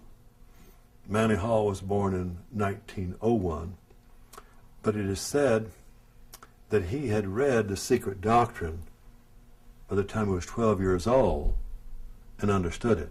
So there's a feeling that Manly Hall had a bond with this woman, a kind of spiritual bond, and that when he wrote Secret Teachings of America, he was really writing the next book for her secret teaching, secret doctrine, that he was taking it farther, and he did. So he felt that in her was a kind of something of the isthmus of the spirit that gave birth to the Philosophical Research Society. If what Dr. Harris says is true, then Hall founded his entire society on the Luciferian doctrines of Madame H.P. Blavatsky. Well, Manly Hall, of course, really was one of the leaders of this whole world esoteric movement for probably 70 years or more. And he wrote extensively about the ancient mysteries, and he eventually joined the Masons and, of course, moved up very rapidly to 33rd degree Mason, and then to the upper levels of Masonry, which are truly into the Luciferian, which most Masons have no idea even exists. In his writings, Hall said that when the Mason learns the mystery of his craft, the seething energies of Lucifer are in his hands. This quote comes from the book The Lost Keys of Freemasonry that was first published in 1923, the same year the casket had been delivered to the Roriks in Paris. The Luciferian Freemasonry described by Hall could very well have been known by such Masons as Henry Wallace and FDR, especially if FDR was so familiar with Hall that he sent emissaries to Hall's library. Also consider that FDR's successor, Harry Truman, a fellow Mason, had Hall's books on his shelves. And certainly, Manly Hall's view of Lapis Exilis as the gemstone of Lucifer would not likely have escaped the attention of Nicholas Roerich.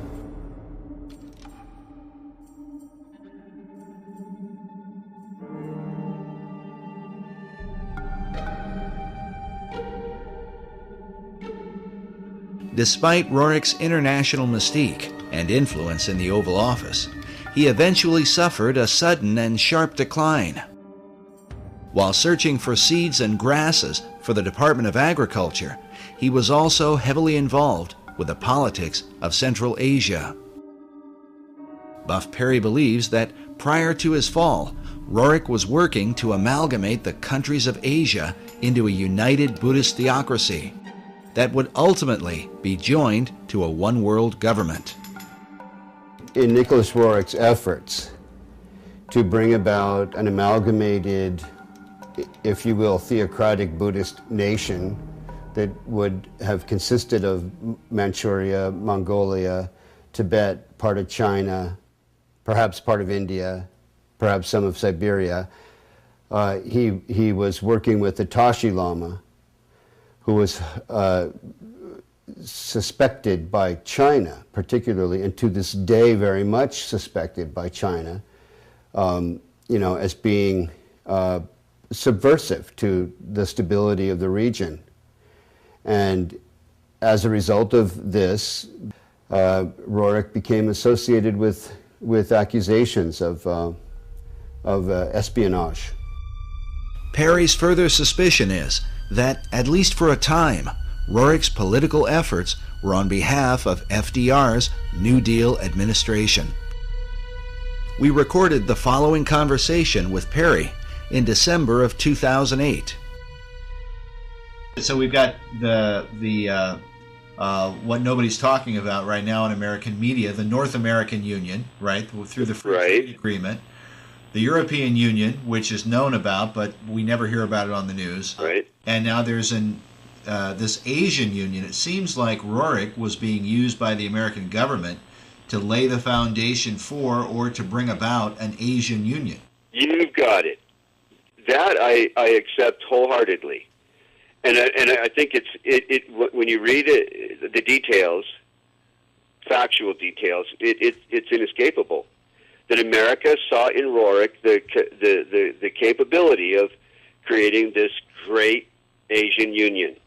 And he was supported by American intelligence. Roerich was supported when he was trying to bring together that great new nation. Who was he reporting to? He was reporting to the American consulates in China. The official story seems to be that once Roerich was accused of being a spy, he fell out of favor with his two greatest supporters, Henry Wallace and Louis Horch.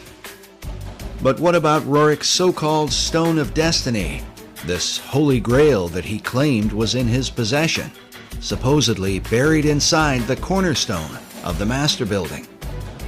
Whether the stone or some part of it is there or not, Buff Perry has come to the conclusion that Roerich's artifact was a cunningly devised fable. Just for our audience, just you don't buy into the idea of the mystical, magical nature of this stone. Absolutely not. And you think it was a showpiece fabricated by the Roerichs, really to beguile guys like Henry Wallace, it seems like. Yes. I do. I do. When we first interviewed Buff several years ago, he seemed to have the impression that the Stone of Destiny was the same stone that Roerich had in his possession. Today, he believes they are not at all the same thing, and that perhaps this is what caused Wallace to become disillusioned with his guru.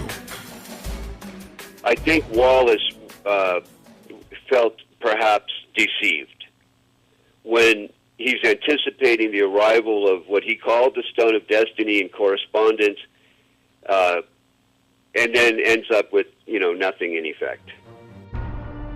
Nevertheless, Perry still believes that Jacob's Pillow Stone, which is said to be the real Stone of Destiny, was brought to America by the Jacobites and may have been recovered by the French-Canadian explorer La Vérendrye in the 1700s. The La Vérendrye stone is, clearly has some association with the Stone of Destiny. But the whereabouts of the stone today are still unknown. As a Jewish researcher, the real stone holds special significance for Buff Perry. According to the Jewish belief, the Pillow Stone of Jacob is one of the original artifacts that was kept in King Solomon's temple in Jerusalem.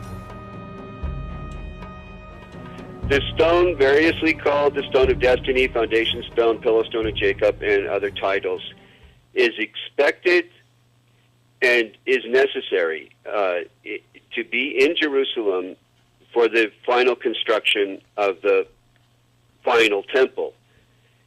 The Jews believe that that temple, and not all Jews, but most of the Jews today, active in rabbinical orders that are preparing to, conduct all the rituals in the final temple as we speak, believe that all articles that were in Solomon's temple have to be returned if they're known to exist. If they're not known to exist, then it's a different matter. But all those that are known to exist must be returned and would then go into use again in the final temple. Buff believes that Nicholas and Helena Roerich aligned their Chintamani stone with the Stone of Destiny in order to sensationalize their own cause. But others continue to believe that Roerich's stone was from the stars and had real power. The Roerichs themselves were known for tapping into the supernatural realm. The Roerichs were particularly eccentric. Helena Roerich spent much of her lifetime channeling a spirit that called itself Master Mariah, the same spirit that inspired Madame Blavatsky to declare that Lucifer was God. We told you earlier about the letter from Zena Fosdick that describes the contents of the Rajput casket placed inside the cornerstone of the master building. But we neglected to mention a few of the items that Buff Perry talked about. But there are all kinds of other ingredients. There are different fabrics and coins. And what's the thing? Talk about the coins again. Well, these are, in some cases, coins that materialized out of what would be considered occultation, out of the other world, in different meetings and sessions that were held by the Roriks. And I'm not saying this off the cuff or because I heard it from someone else. These are recorded memoirs of Helena and Nicholas Roerich. And of course, many of the people who are into the New Age are into astral projection and in contact with these spirit beings. And there really are spirit beings out there. They refer to them as the Masters of Wisdom, or the Great White Brotherhood, or the Enlightened Ones. And they believe that they are guiding society. These are actually demonic forces and demonic beings. And of course, they can materialize and disappear. The average individual says, oh, that can't be true. And yet it is true. And when you talk to the people who are dealing with this, they come in contact with this many times. They have accessed this other dimension, which is truly a demonic dimension. And of course, tragically, it's becoming increasingly apparent here in America as we turn our back on God, and we're not really a secular society. We've gone from being a Christian society to a secular society, and now a society dominated by the occult forces, of which are intent upon ruling the world. If it's true that the Roerichs were in contact with the spirit realm, is it then possible that these same powers could have somehow influenced the design of the dollar bill?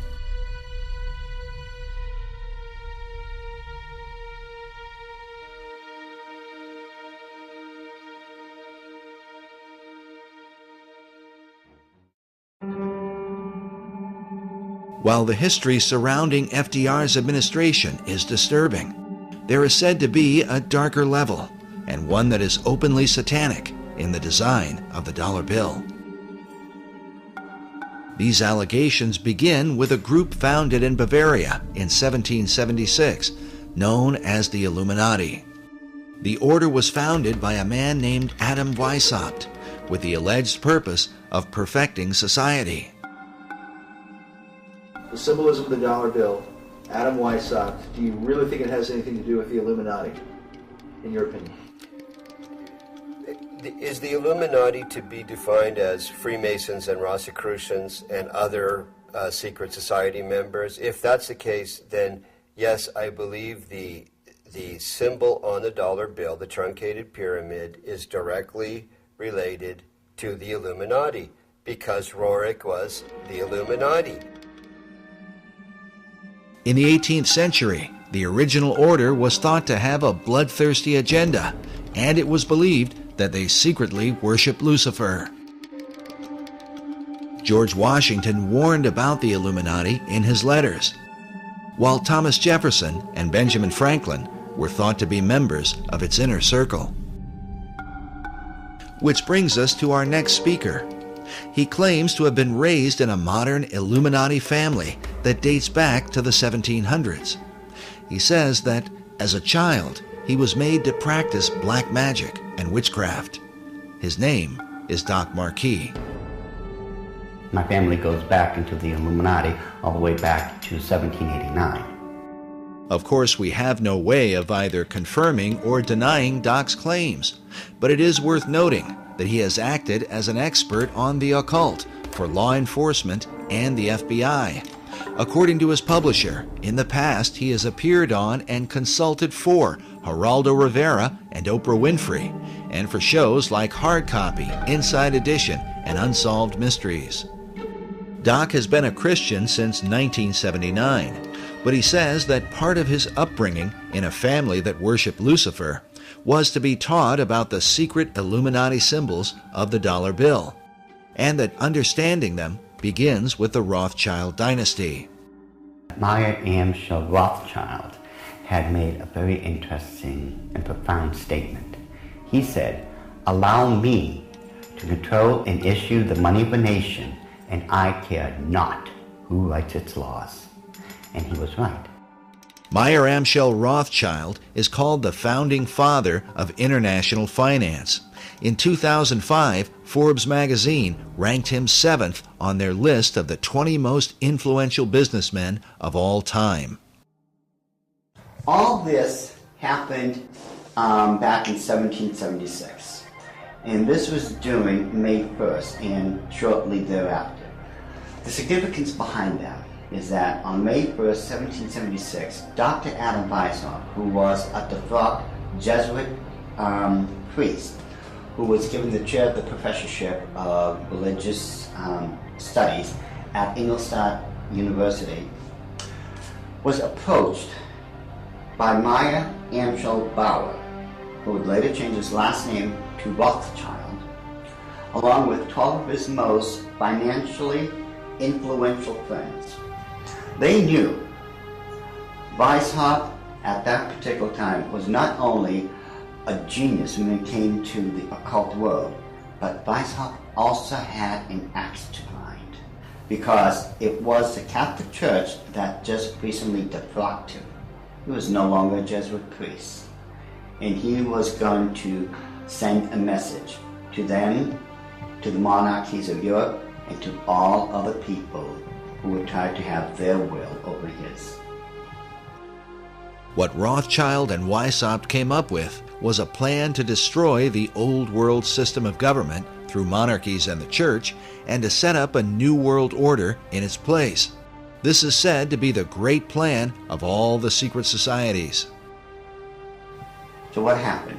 Meyer Amschel Bauer approached Weishaupt and basically told him, "We know you've got the occult knowledge and genius to put it all together. We've got the money. You do it, we'll back it." Just to paraphrase what really happened. So in 1773, Weishaupt started creating what had never been created before. The idea of Illuminism had always been around, ever since the days of Babylon, with the co-founders of being that Nimrod and Semiramis. But no one had ever been able to actualize it. However, May 1st, 1776, the Order of the Illuminati had become a reality under the auspices of Dr. Adam Weishaupt. Now, like other nations, orders, countries and such, they have their two great seals. The Order of the Illuminati does. Those two seals can be found on the back of a $1 bill. People mistake those to be the two great seals of the United States of America. They are not. Those are the two seals of the Order of the Illuminati, and I'm going to explain it to you. In order to understand the seal itself, we have to first take a look at every single thing that composites it. We look at the first part of it on our left, which would be the truncated pyramid one. Above it is a 13-letter Latin expression that says Annuit Corruptus, and directly underneath the base of the pyramid is a 3-word Latin expression, which is Novus Ordo Seclorum. If you were to look up the word, let's say, work, in the English dictionary, you're going to find at least 50 different meanings for it. It is the same thing in Latin. Different words have different meanings. They have more than one meaning. The word seclorum, one of the definitive meanings is secular. Something that is secular is of the world. So it is proper, very proper, to translate the bottom as New World Order, the Novus Ordo Seclorum. The whole of it is saying, announcing the birth of a new world order. This would be Dr. Adam Weishaupt himself, the very first head of the Order of the Illuminati. It was Weishaupt who had himself come up with a 7-part plan to create what he called the Novus Ordo Seclorum, or the New World Order. This is the person responsible for it. The interesting thing about the front of the dollar bill is that there are 4 huge ones. There is one in every single corner. Now, if we look at every single one of them, they each have an oval around it, except for the top right-hand one. Now, if we look at this blow-up version of it, you will find there's no oval. This is a shield that is surrounding the one. Now, the reason there was a shield here is because this is very similar to the original shield that was given to the Rothschild family when Baron Meyer Amschel Rothschild had become knighted in England and received the lordship. If we look across the top of this shield, all the way to the left-hand side, it drops down and forms a crescent moon. It's a crescent moon because it represents the female goddess in the occult world. At the bottom of that shield, of that lunar moon, you will see the owl. And it's very obvious. Once you take a good look at that part of the crescent moon, and it is the same Illuminati owl that is being worshipped at the Bohemian Grove in California by those members of the Bohemian Grove, where presidents, premiers, kings and queens and heads of nations throughout this world have met. You can tell just by looking at this photo, that is a 40-foot owl. It is made out of oak, and that the worshippers are surrounding that fire pit around that altar, which is easily reflected in the lake around them. This is definitely the owl of the Illuminati. The rituals performed at the Bohemian Grove are occult and idolatrous. One of them, called the cremation of care, is supposed to be a mock human sacrifice, though some suggest that real killings take place. When President Nixon was there, he commented about the extreme homosexual environment at this all-male boys' club. Among other powerful American leaders who have been spotted at the Grove are Ronald Reagan, Dwight Eisenhower, Jimmy Carter, Newt Gingrich, and George Bush Jr. and Sr. Now, when we take a look at the O, it is actually, occultically speaking, the shape of the Ouroboros, the snake that's going around in a circle, devouring itself. This O is actually the eye in this lady's face that they want to look at. This is the O. Now, what's in the center of this O? You take a good look.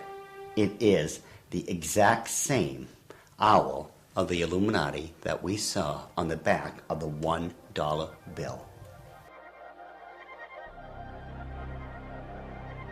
So the question then becomes, who owns L'Oreal? But the owl seems to be a major symbol for the secret societies, as they are found repeatedly inside government buildings in Washington, D.C. And a giant owl figure is even seen in the street design, with the United States Capitol in the midst of it.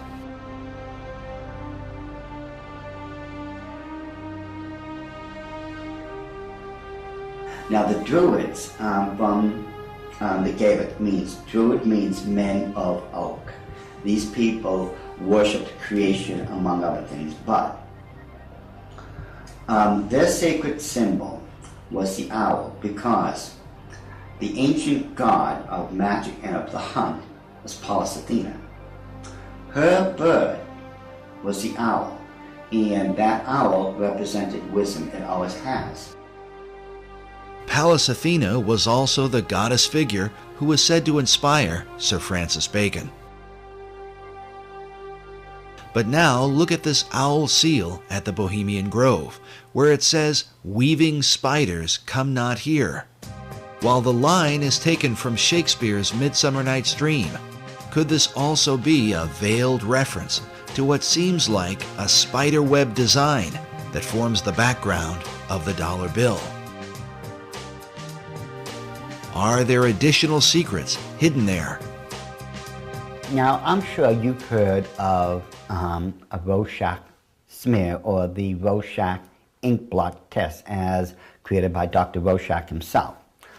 You see the ink in the forefront and everything else is in the background. This way, your subconscious mind is supposed to pick up on what's on the foreground, and you're supposed to be able to tell what you are subconsciously seeing. Notice how it's very busy. Lot of intersection diagonally lines. You can't make out what's there. But let's get rid of the background noise, get rid of all the diagonal lines that doesn't belong there, and let's reverse the principle of Rorschach and take what's in the background and bring it to the forefront and see what's there. Because once we do that, we find out it's quite obvious that there is another Illuminati owl, and that it is perched on something that looks like an arrow. That is what they don't want you to see. Once you see this owl here and compare it to the other one on the left-hand side of it, it becomes very obvious that this is an owl. You can now begin to distinguish beyond all that busy signals and such that they don't want you to look through. Yet, they place there in honor of their totem bird, the owl of wisdom, which is the totem bird because their god, Lucifer, was supposed to have been the wisest of all of God's creation. Wisdom of Lucifer, wisdom into the bird, wisdom into the word Illuminati. Therefore, the chain of wisdom is followed all the way through. All right, now, did they teach you this in the Illuminati? Yes.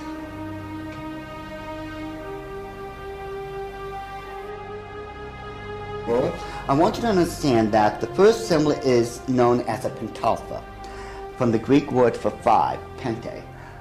It is a five-pointed star. Now, this next one is a pentacle. Now, it looks similar, but I want you to notice how it is interwoven. It runs through and in between itself. Now, this next symbol is what's known as the Star of David, the Mogan David, the Jewish Star, the Seal of Solomon. There's numbers for it. This is the symbol for the nation of Israel. Now, when you take a look at it very carefully, you will notice that it is two equilateral triangles that are interwoven. This shows the union of God with man. However, when you look at the next one, it's similar to it. It's known as a hexagon. This is when you take two equilateral triangles, place one on top of another. Symbolically speaking, you're placing man above God. Now, this next symbol is the foulest, the most evil of all symbols in the occult world. There is nothing that can even come close. It is known as the hexagram. It is the six-pointed star with a circle surrounding it. It is this symbol that must be used during high ceremonial magic or high ceremonial witchcraft when you are summoning up demons to this plane of existence. The use of the hexagram is said by Doc to be very symbolic and seems to represent the occult concept of a Christ figure, just as the Maitreya was for Nicholas Roerich and Henry Wallace. But what Christ do they mean? Doc believes the pattern of hexagrams in the design of the dollar bill provides the clue. If we take a look at the 13 stars directly above the head of the eagle and connect the dots, you will see where the very first hexagram is located. And if you notice that surrounding the hexagram is the 28 guidelines that make a circle.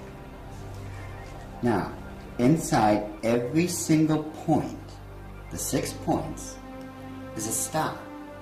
There are 6 of them. They surround now the 7 stars. Remember, 6 is the number of man, 7 is the number of God. Now, it is man that is surrounding God or is placed above God. If what Doc is saying is true, this could represent the person the Bible calls the man of sin, who opposes and exalts himself above all that is called God or that is worshipped.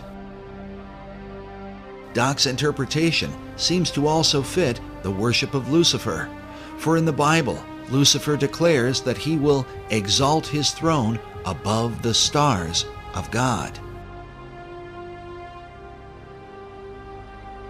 Next, Doc claims a second hexagram can be found by connecting the various points where the much talked about number 13 is represented. And don't try to tell me it's the 13 colonies. There are 13 stars above the eagle's head, 13 stripes in the shield, 13 leaves on the olive branch, 13 arrows in the eagle's talon, and then 13 letters in the phrase E pluribus unum, which makes for 2 points on either side of the eagle's head, for the 6 points total of the hexagram. If we take a close look at the same seal and connect all the 13s together, just like we did when we were kids, when we were playing that game, connect the dots, once we connect all the 13s, it becomes very apparent where the second hexagram can be found. In this one, which is very obvious, already comes with a circle around it.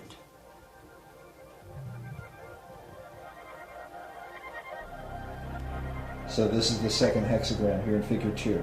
Yes. And then where's the third hexagram? The third hexagram can be found on the other part of the Great Seal. Again, connect all the 13 together, the 13 letters, the 13 steps in the pyramid, connect all this together. And you'll note with the circle that's already there, it forms the third hexagram.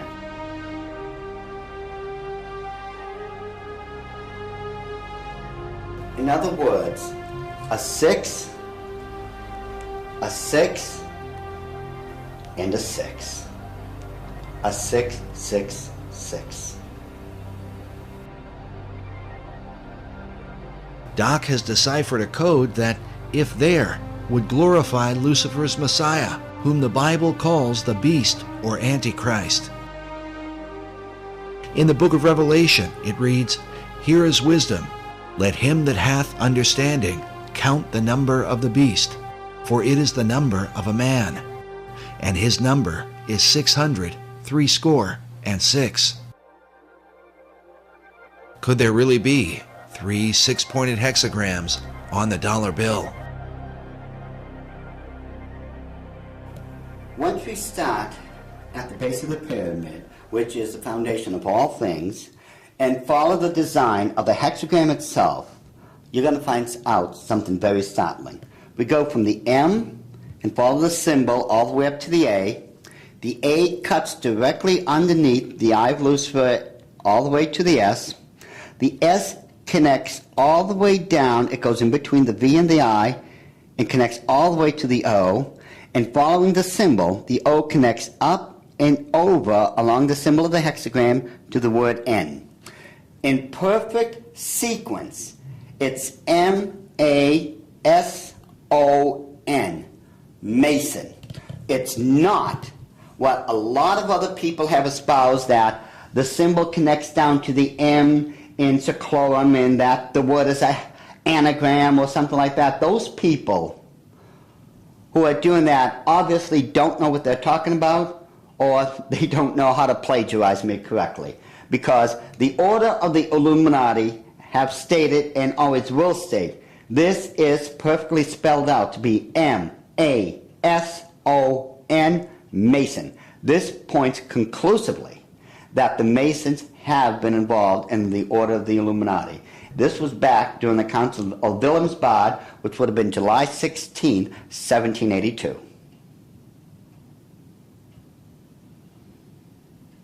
All right, so what are we seeing? Now, if we look at the bottom one of the reverse side of the dollar bill, you'll see on the right-hand side that, again, there's a lot of busy intersecting diagonal lines.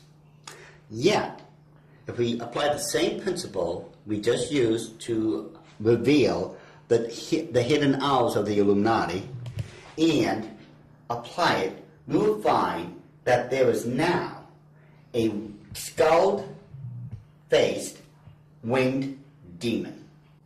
And it is very obvious once you take away the background, the busy noise, it becomes very apparent what it is and that it's been there all along.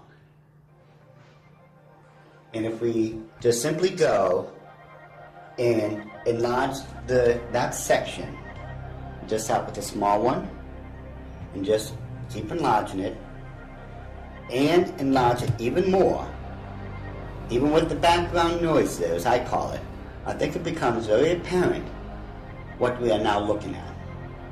That it is still a skull-faced winged demon. And it is these demons that are protecting and blessing the two great seals of the Order of the Illuminati.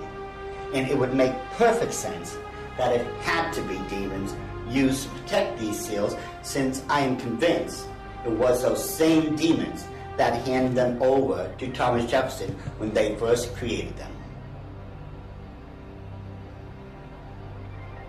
I am convinced, beyond all doubt, that that indeed was a demon sent up from the bowels of hell, probably under the direct orders of Lucifer himself.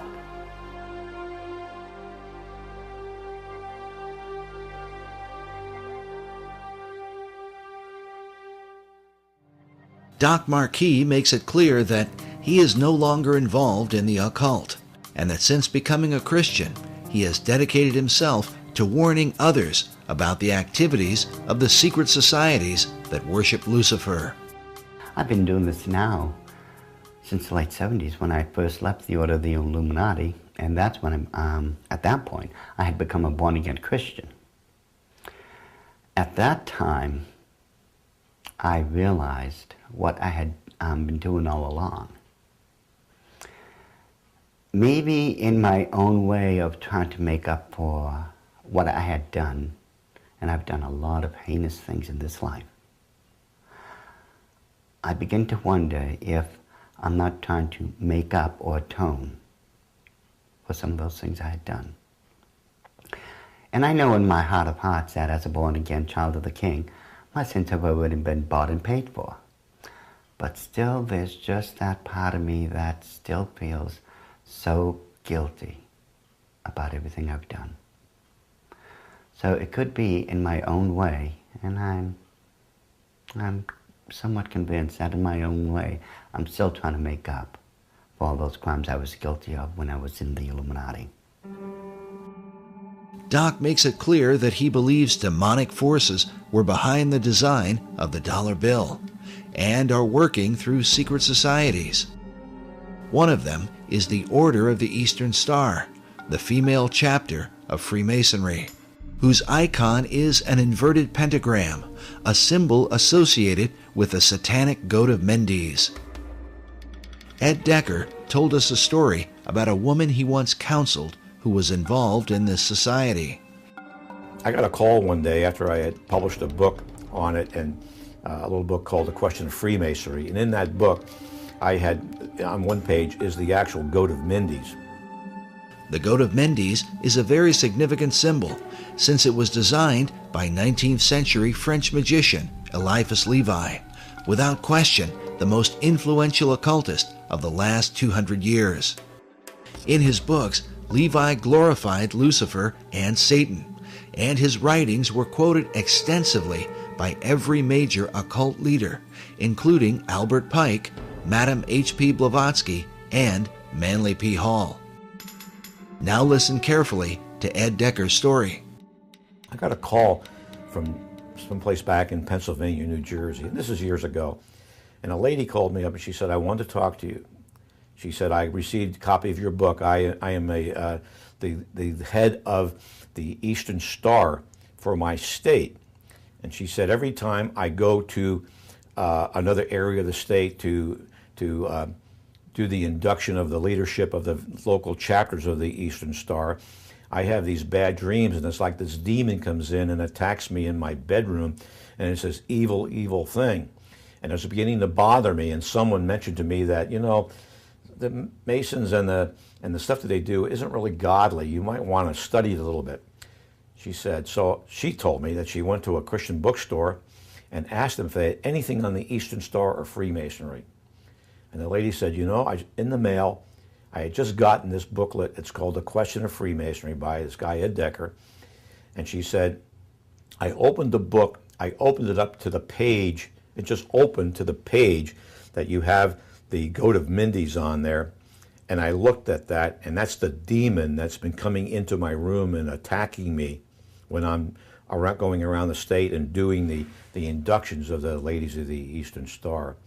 She said, I ran down 3 blocks to my husband's office, left my car right in the parking lot of the Christian bookstore, ran down there, got my husband out of his, I think he was an insurance agent or something, and said, look at this.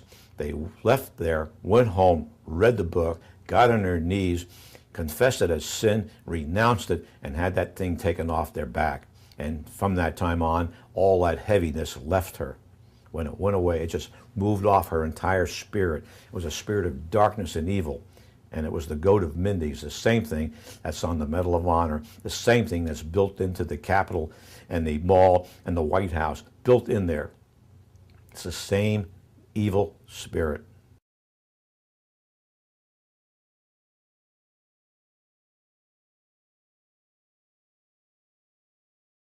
This whole idea of the Messiah and its relation, and the Messiah's relationship to the stone, and who that Messiah would be, and what would happen when the stone is returned to Jerusalem, and when the temple is built, it would be a replica of the original Solomon temple, not the Ezekiel, account.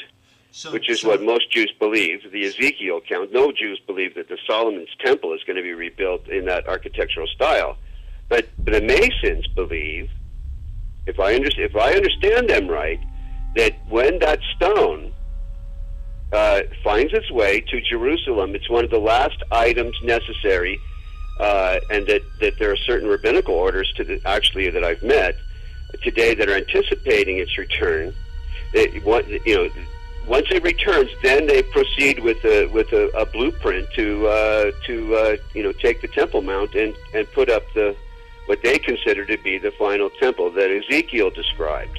But the stone it's all pivotal upon the return of this stone, because Solomon brought that stone in the traditions and legends in Judaism into his original temple, and upon it the incense was burned in the fire pan.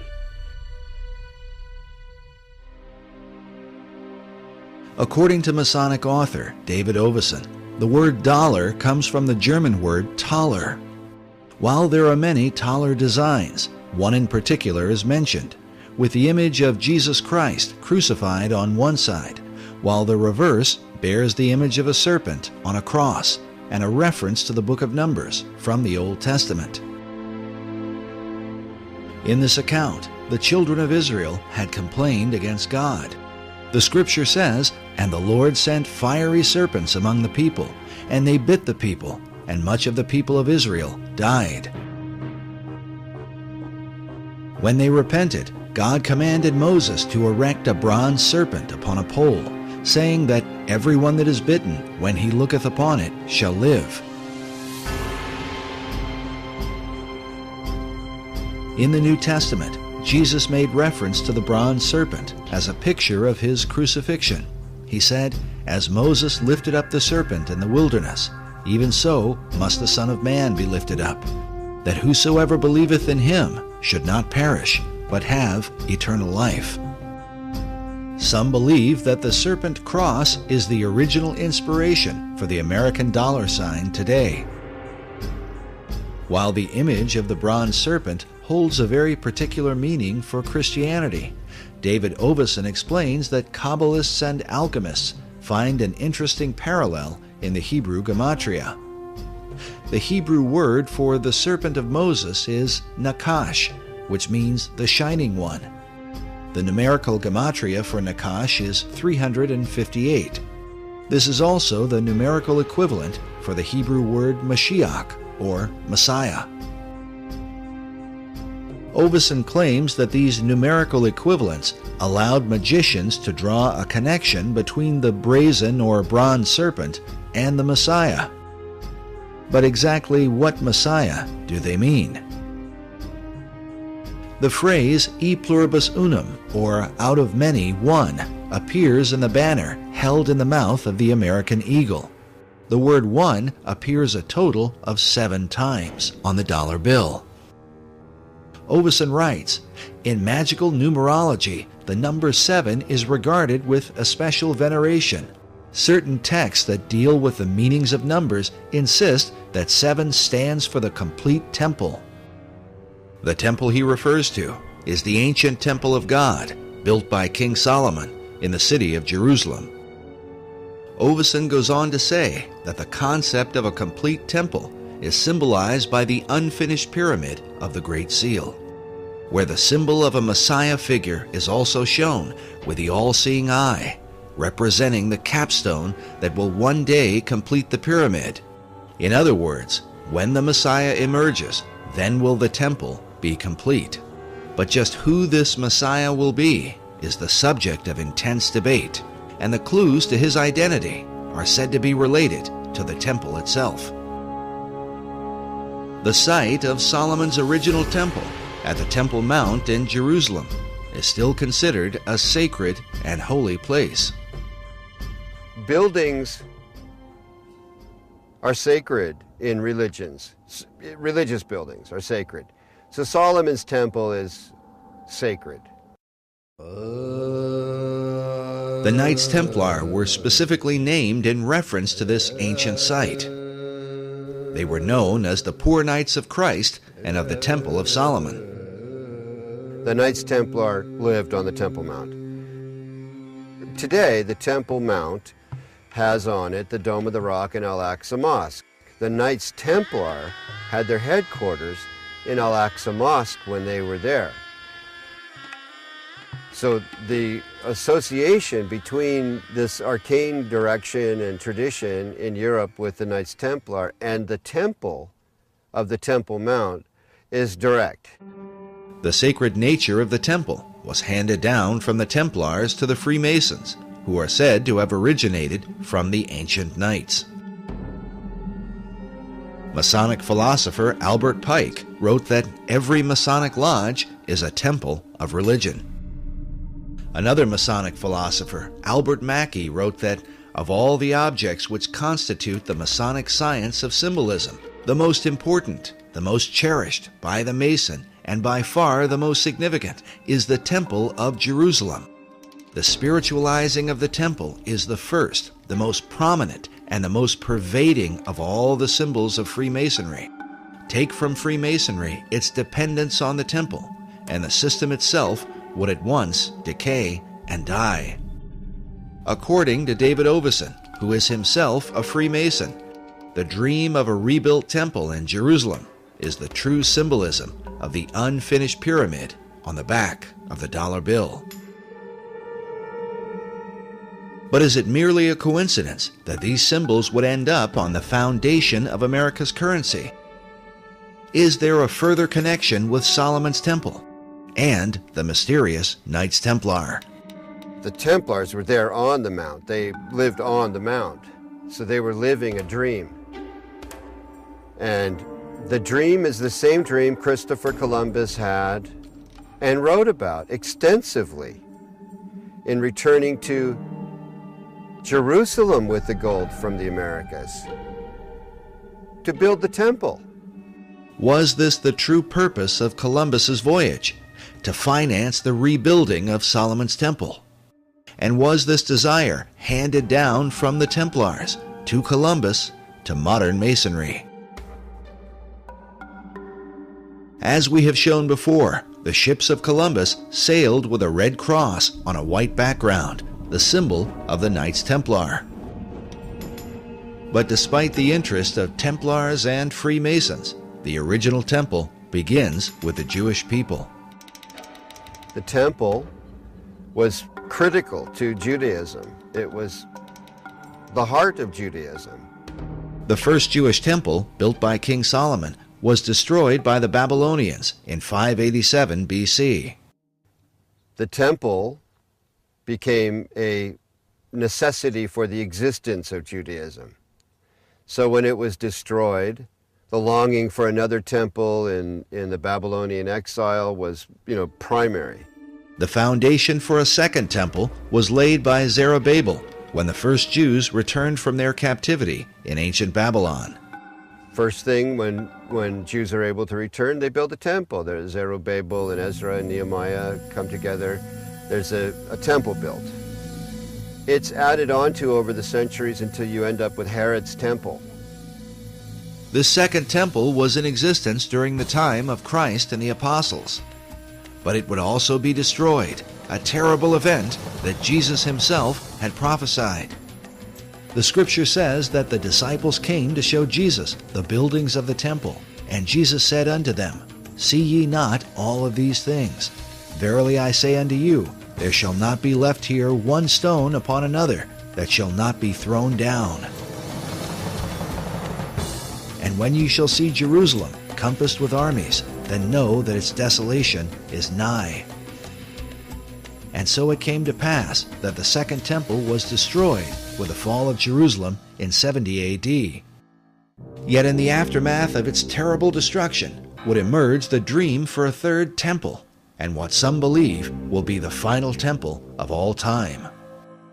This arcane connection to Freemasonry has its roots in the longing for the temple, the longing for the final temple, for the ultimate temple where Hagoyim, where non-Jews pray with Jews, as the old books, the last old books of the Old Testament predict will happen. When does that temple get built? The idea of a final temple is shared both by Jewish leaders and the Freemasons. Yet the two groups disagree on exactly what the final temple would be. There is a common history here and a common longing. They'll never end up with the same temple. Jewish wishes for the final temple really don't resemble what Masons want to have built on the Temple Mount, which is a replica of Solomon's temple. With their mysterious rituals and secret practices, the Masons are often accused of intoxicating the world, making it drunk with ideas of a new age and a new world order, all of which are engineered toward the fulfillment of the new Atlantis envisioned by Sir Francis Bacon. Could it be that this is what lies behind the concept of a third and final temple? It, to me, makes perfect sense that the new Atlantis, as understood in the Baconian tradition, involves the final temple, the spiritual headquarters, if you will, of the new Atlantis. The idea of that temple is central to Freemasonry, the Knights Templar, and of this there is no doubt. They've all expressed it. All these arcane societies have let it be known that this is really ultimately a central goal. They seem to all gravitate toward there being a temple, a need for a temple, except Orthodox Muslims who say, no, we're the last religion. These buildings are fine, thank you very much. Become a Muslim and you can pray in them and hang out on the Temple Mount, which is not going to happen. So that leads to a pretty ugly likelihood. If people who want a temple get their way, there's going to be a bloodbath there. Also, I believe it's spiritual because Satan has always desired God's place. That's why in Masonry you have Jebulon right there on the altar, Baal, the ruler of demons, in the Masonic altar. And Masons are generally, obviously, being deceived. However, right there on the Temple Mount in Israel, you have the Dome of the Rock and the Golden Dome, the Black Dome, and within these domes you have statements right there on Israel's Temple Mount, statements that Allah is God and Allah has no, or God has no son, and Muhammad's his prophet, a denial of the true God and his son, Jesus Christ. And again, that's what 1 John identifies as being the spirit of Antichrist, those that deny the Father and the Son, 1 John chapter 2. And that's a harbinger of the ultimate Antichrist to come, who's going to sit in the temple of God, showing himself that he is God. So isn't it interesting? Here we have Benjamin Creme speaking of a coming Maitreya who will rule as the coming Imam Mahdi of Islam. Of course, he can't really rule, and there can't be world peace unless the Jews, in his mind, are annihilated. And by the way, according to Muslim teachings in the Hadiths, when the Imam Mahdi comes or when the Messiah comes, he will destroy the Jews and the people of the cross. So all of this stuff, incredibly, it fits together just too well. But praise God, because from my perspective as a Christian, Jesus Christ said, when you see these things beginning to take place, lift up your head, for redemption is drawing near. And I believe these are signs that Jesus Christ is coming again. And when he does come, he will defeat the Antichrist, and every knee will bow, and every tongue confess, including Benjamin Creme, including the leaders of Iran and Hezbollah and so forth. Whether it's in heaven or on earth or in hell, every knee will bow, declaring that Jesus Christ is Lord in the end. And what will all these things mean for the future destiny of America?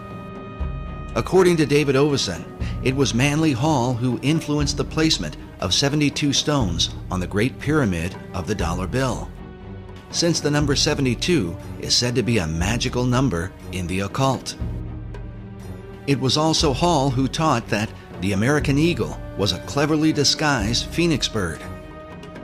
In his writings, he documents this account from the 1st century A.D. There is a certain bird which is called a phoenix, and when the time of its dissolution draws near that it must die, it builds itself a nest. But as the flesh decays, a certain kind of worm is produced. According to this account, it is from this worm that the phoenix is reborn. This concept of a phoenix worm in its nest seems to be represented at the top of this column on a building found in Europe.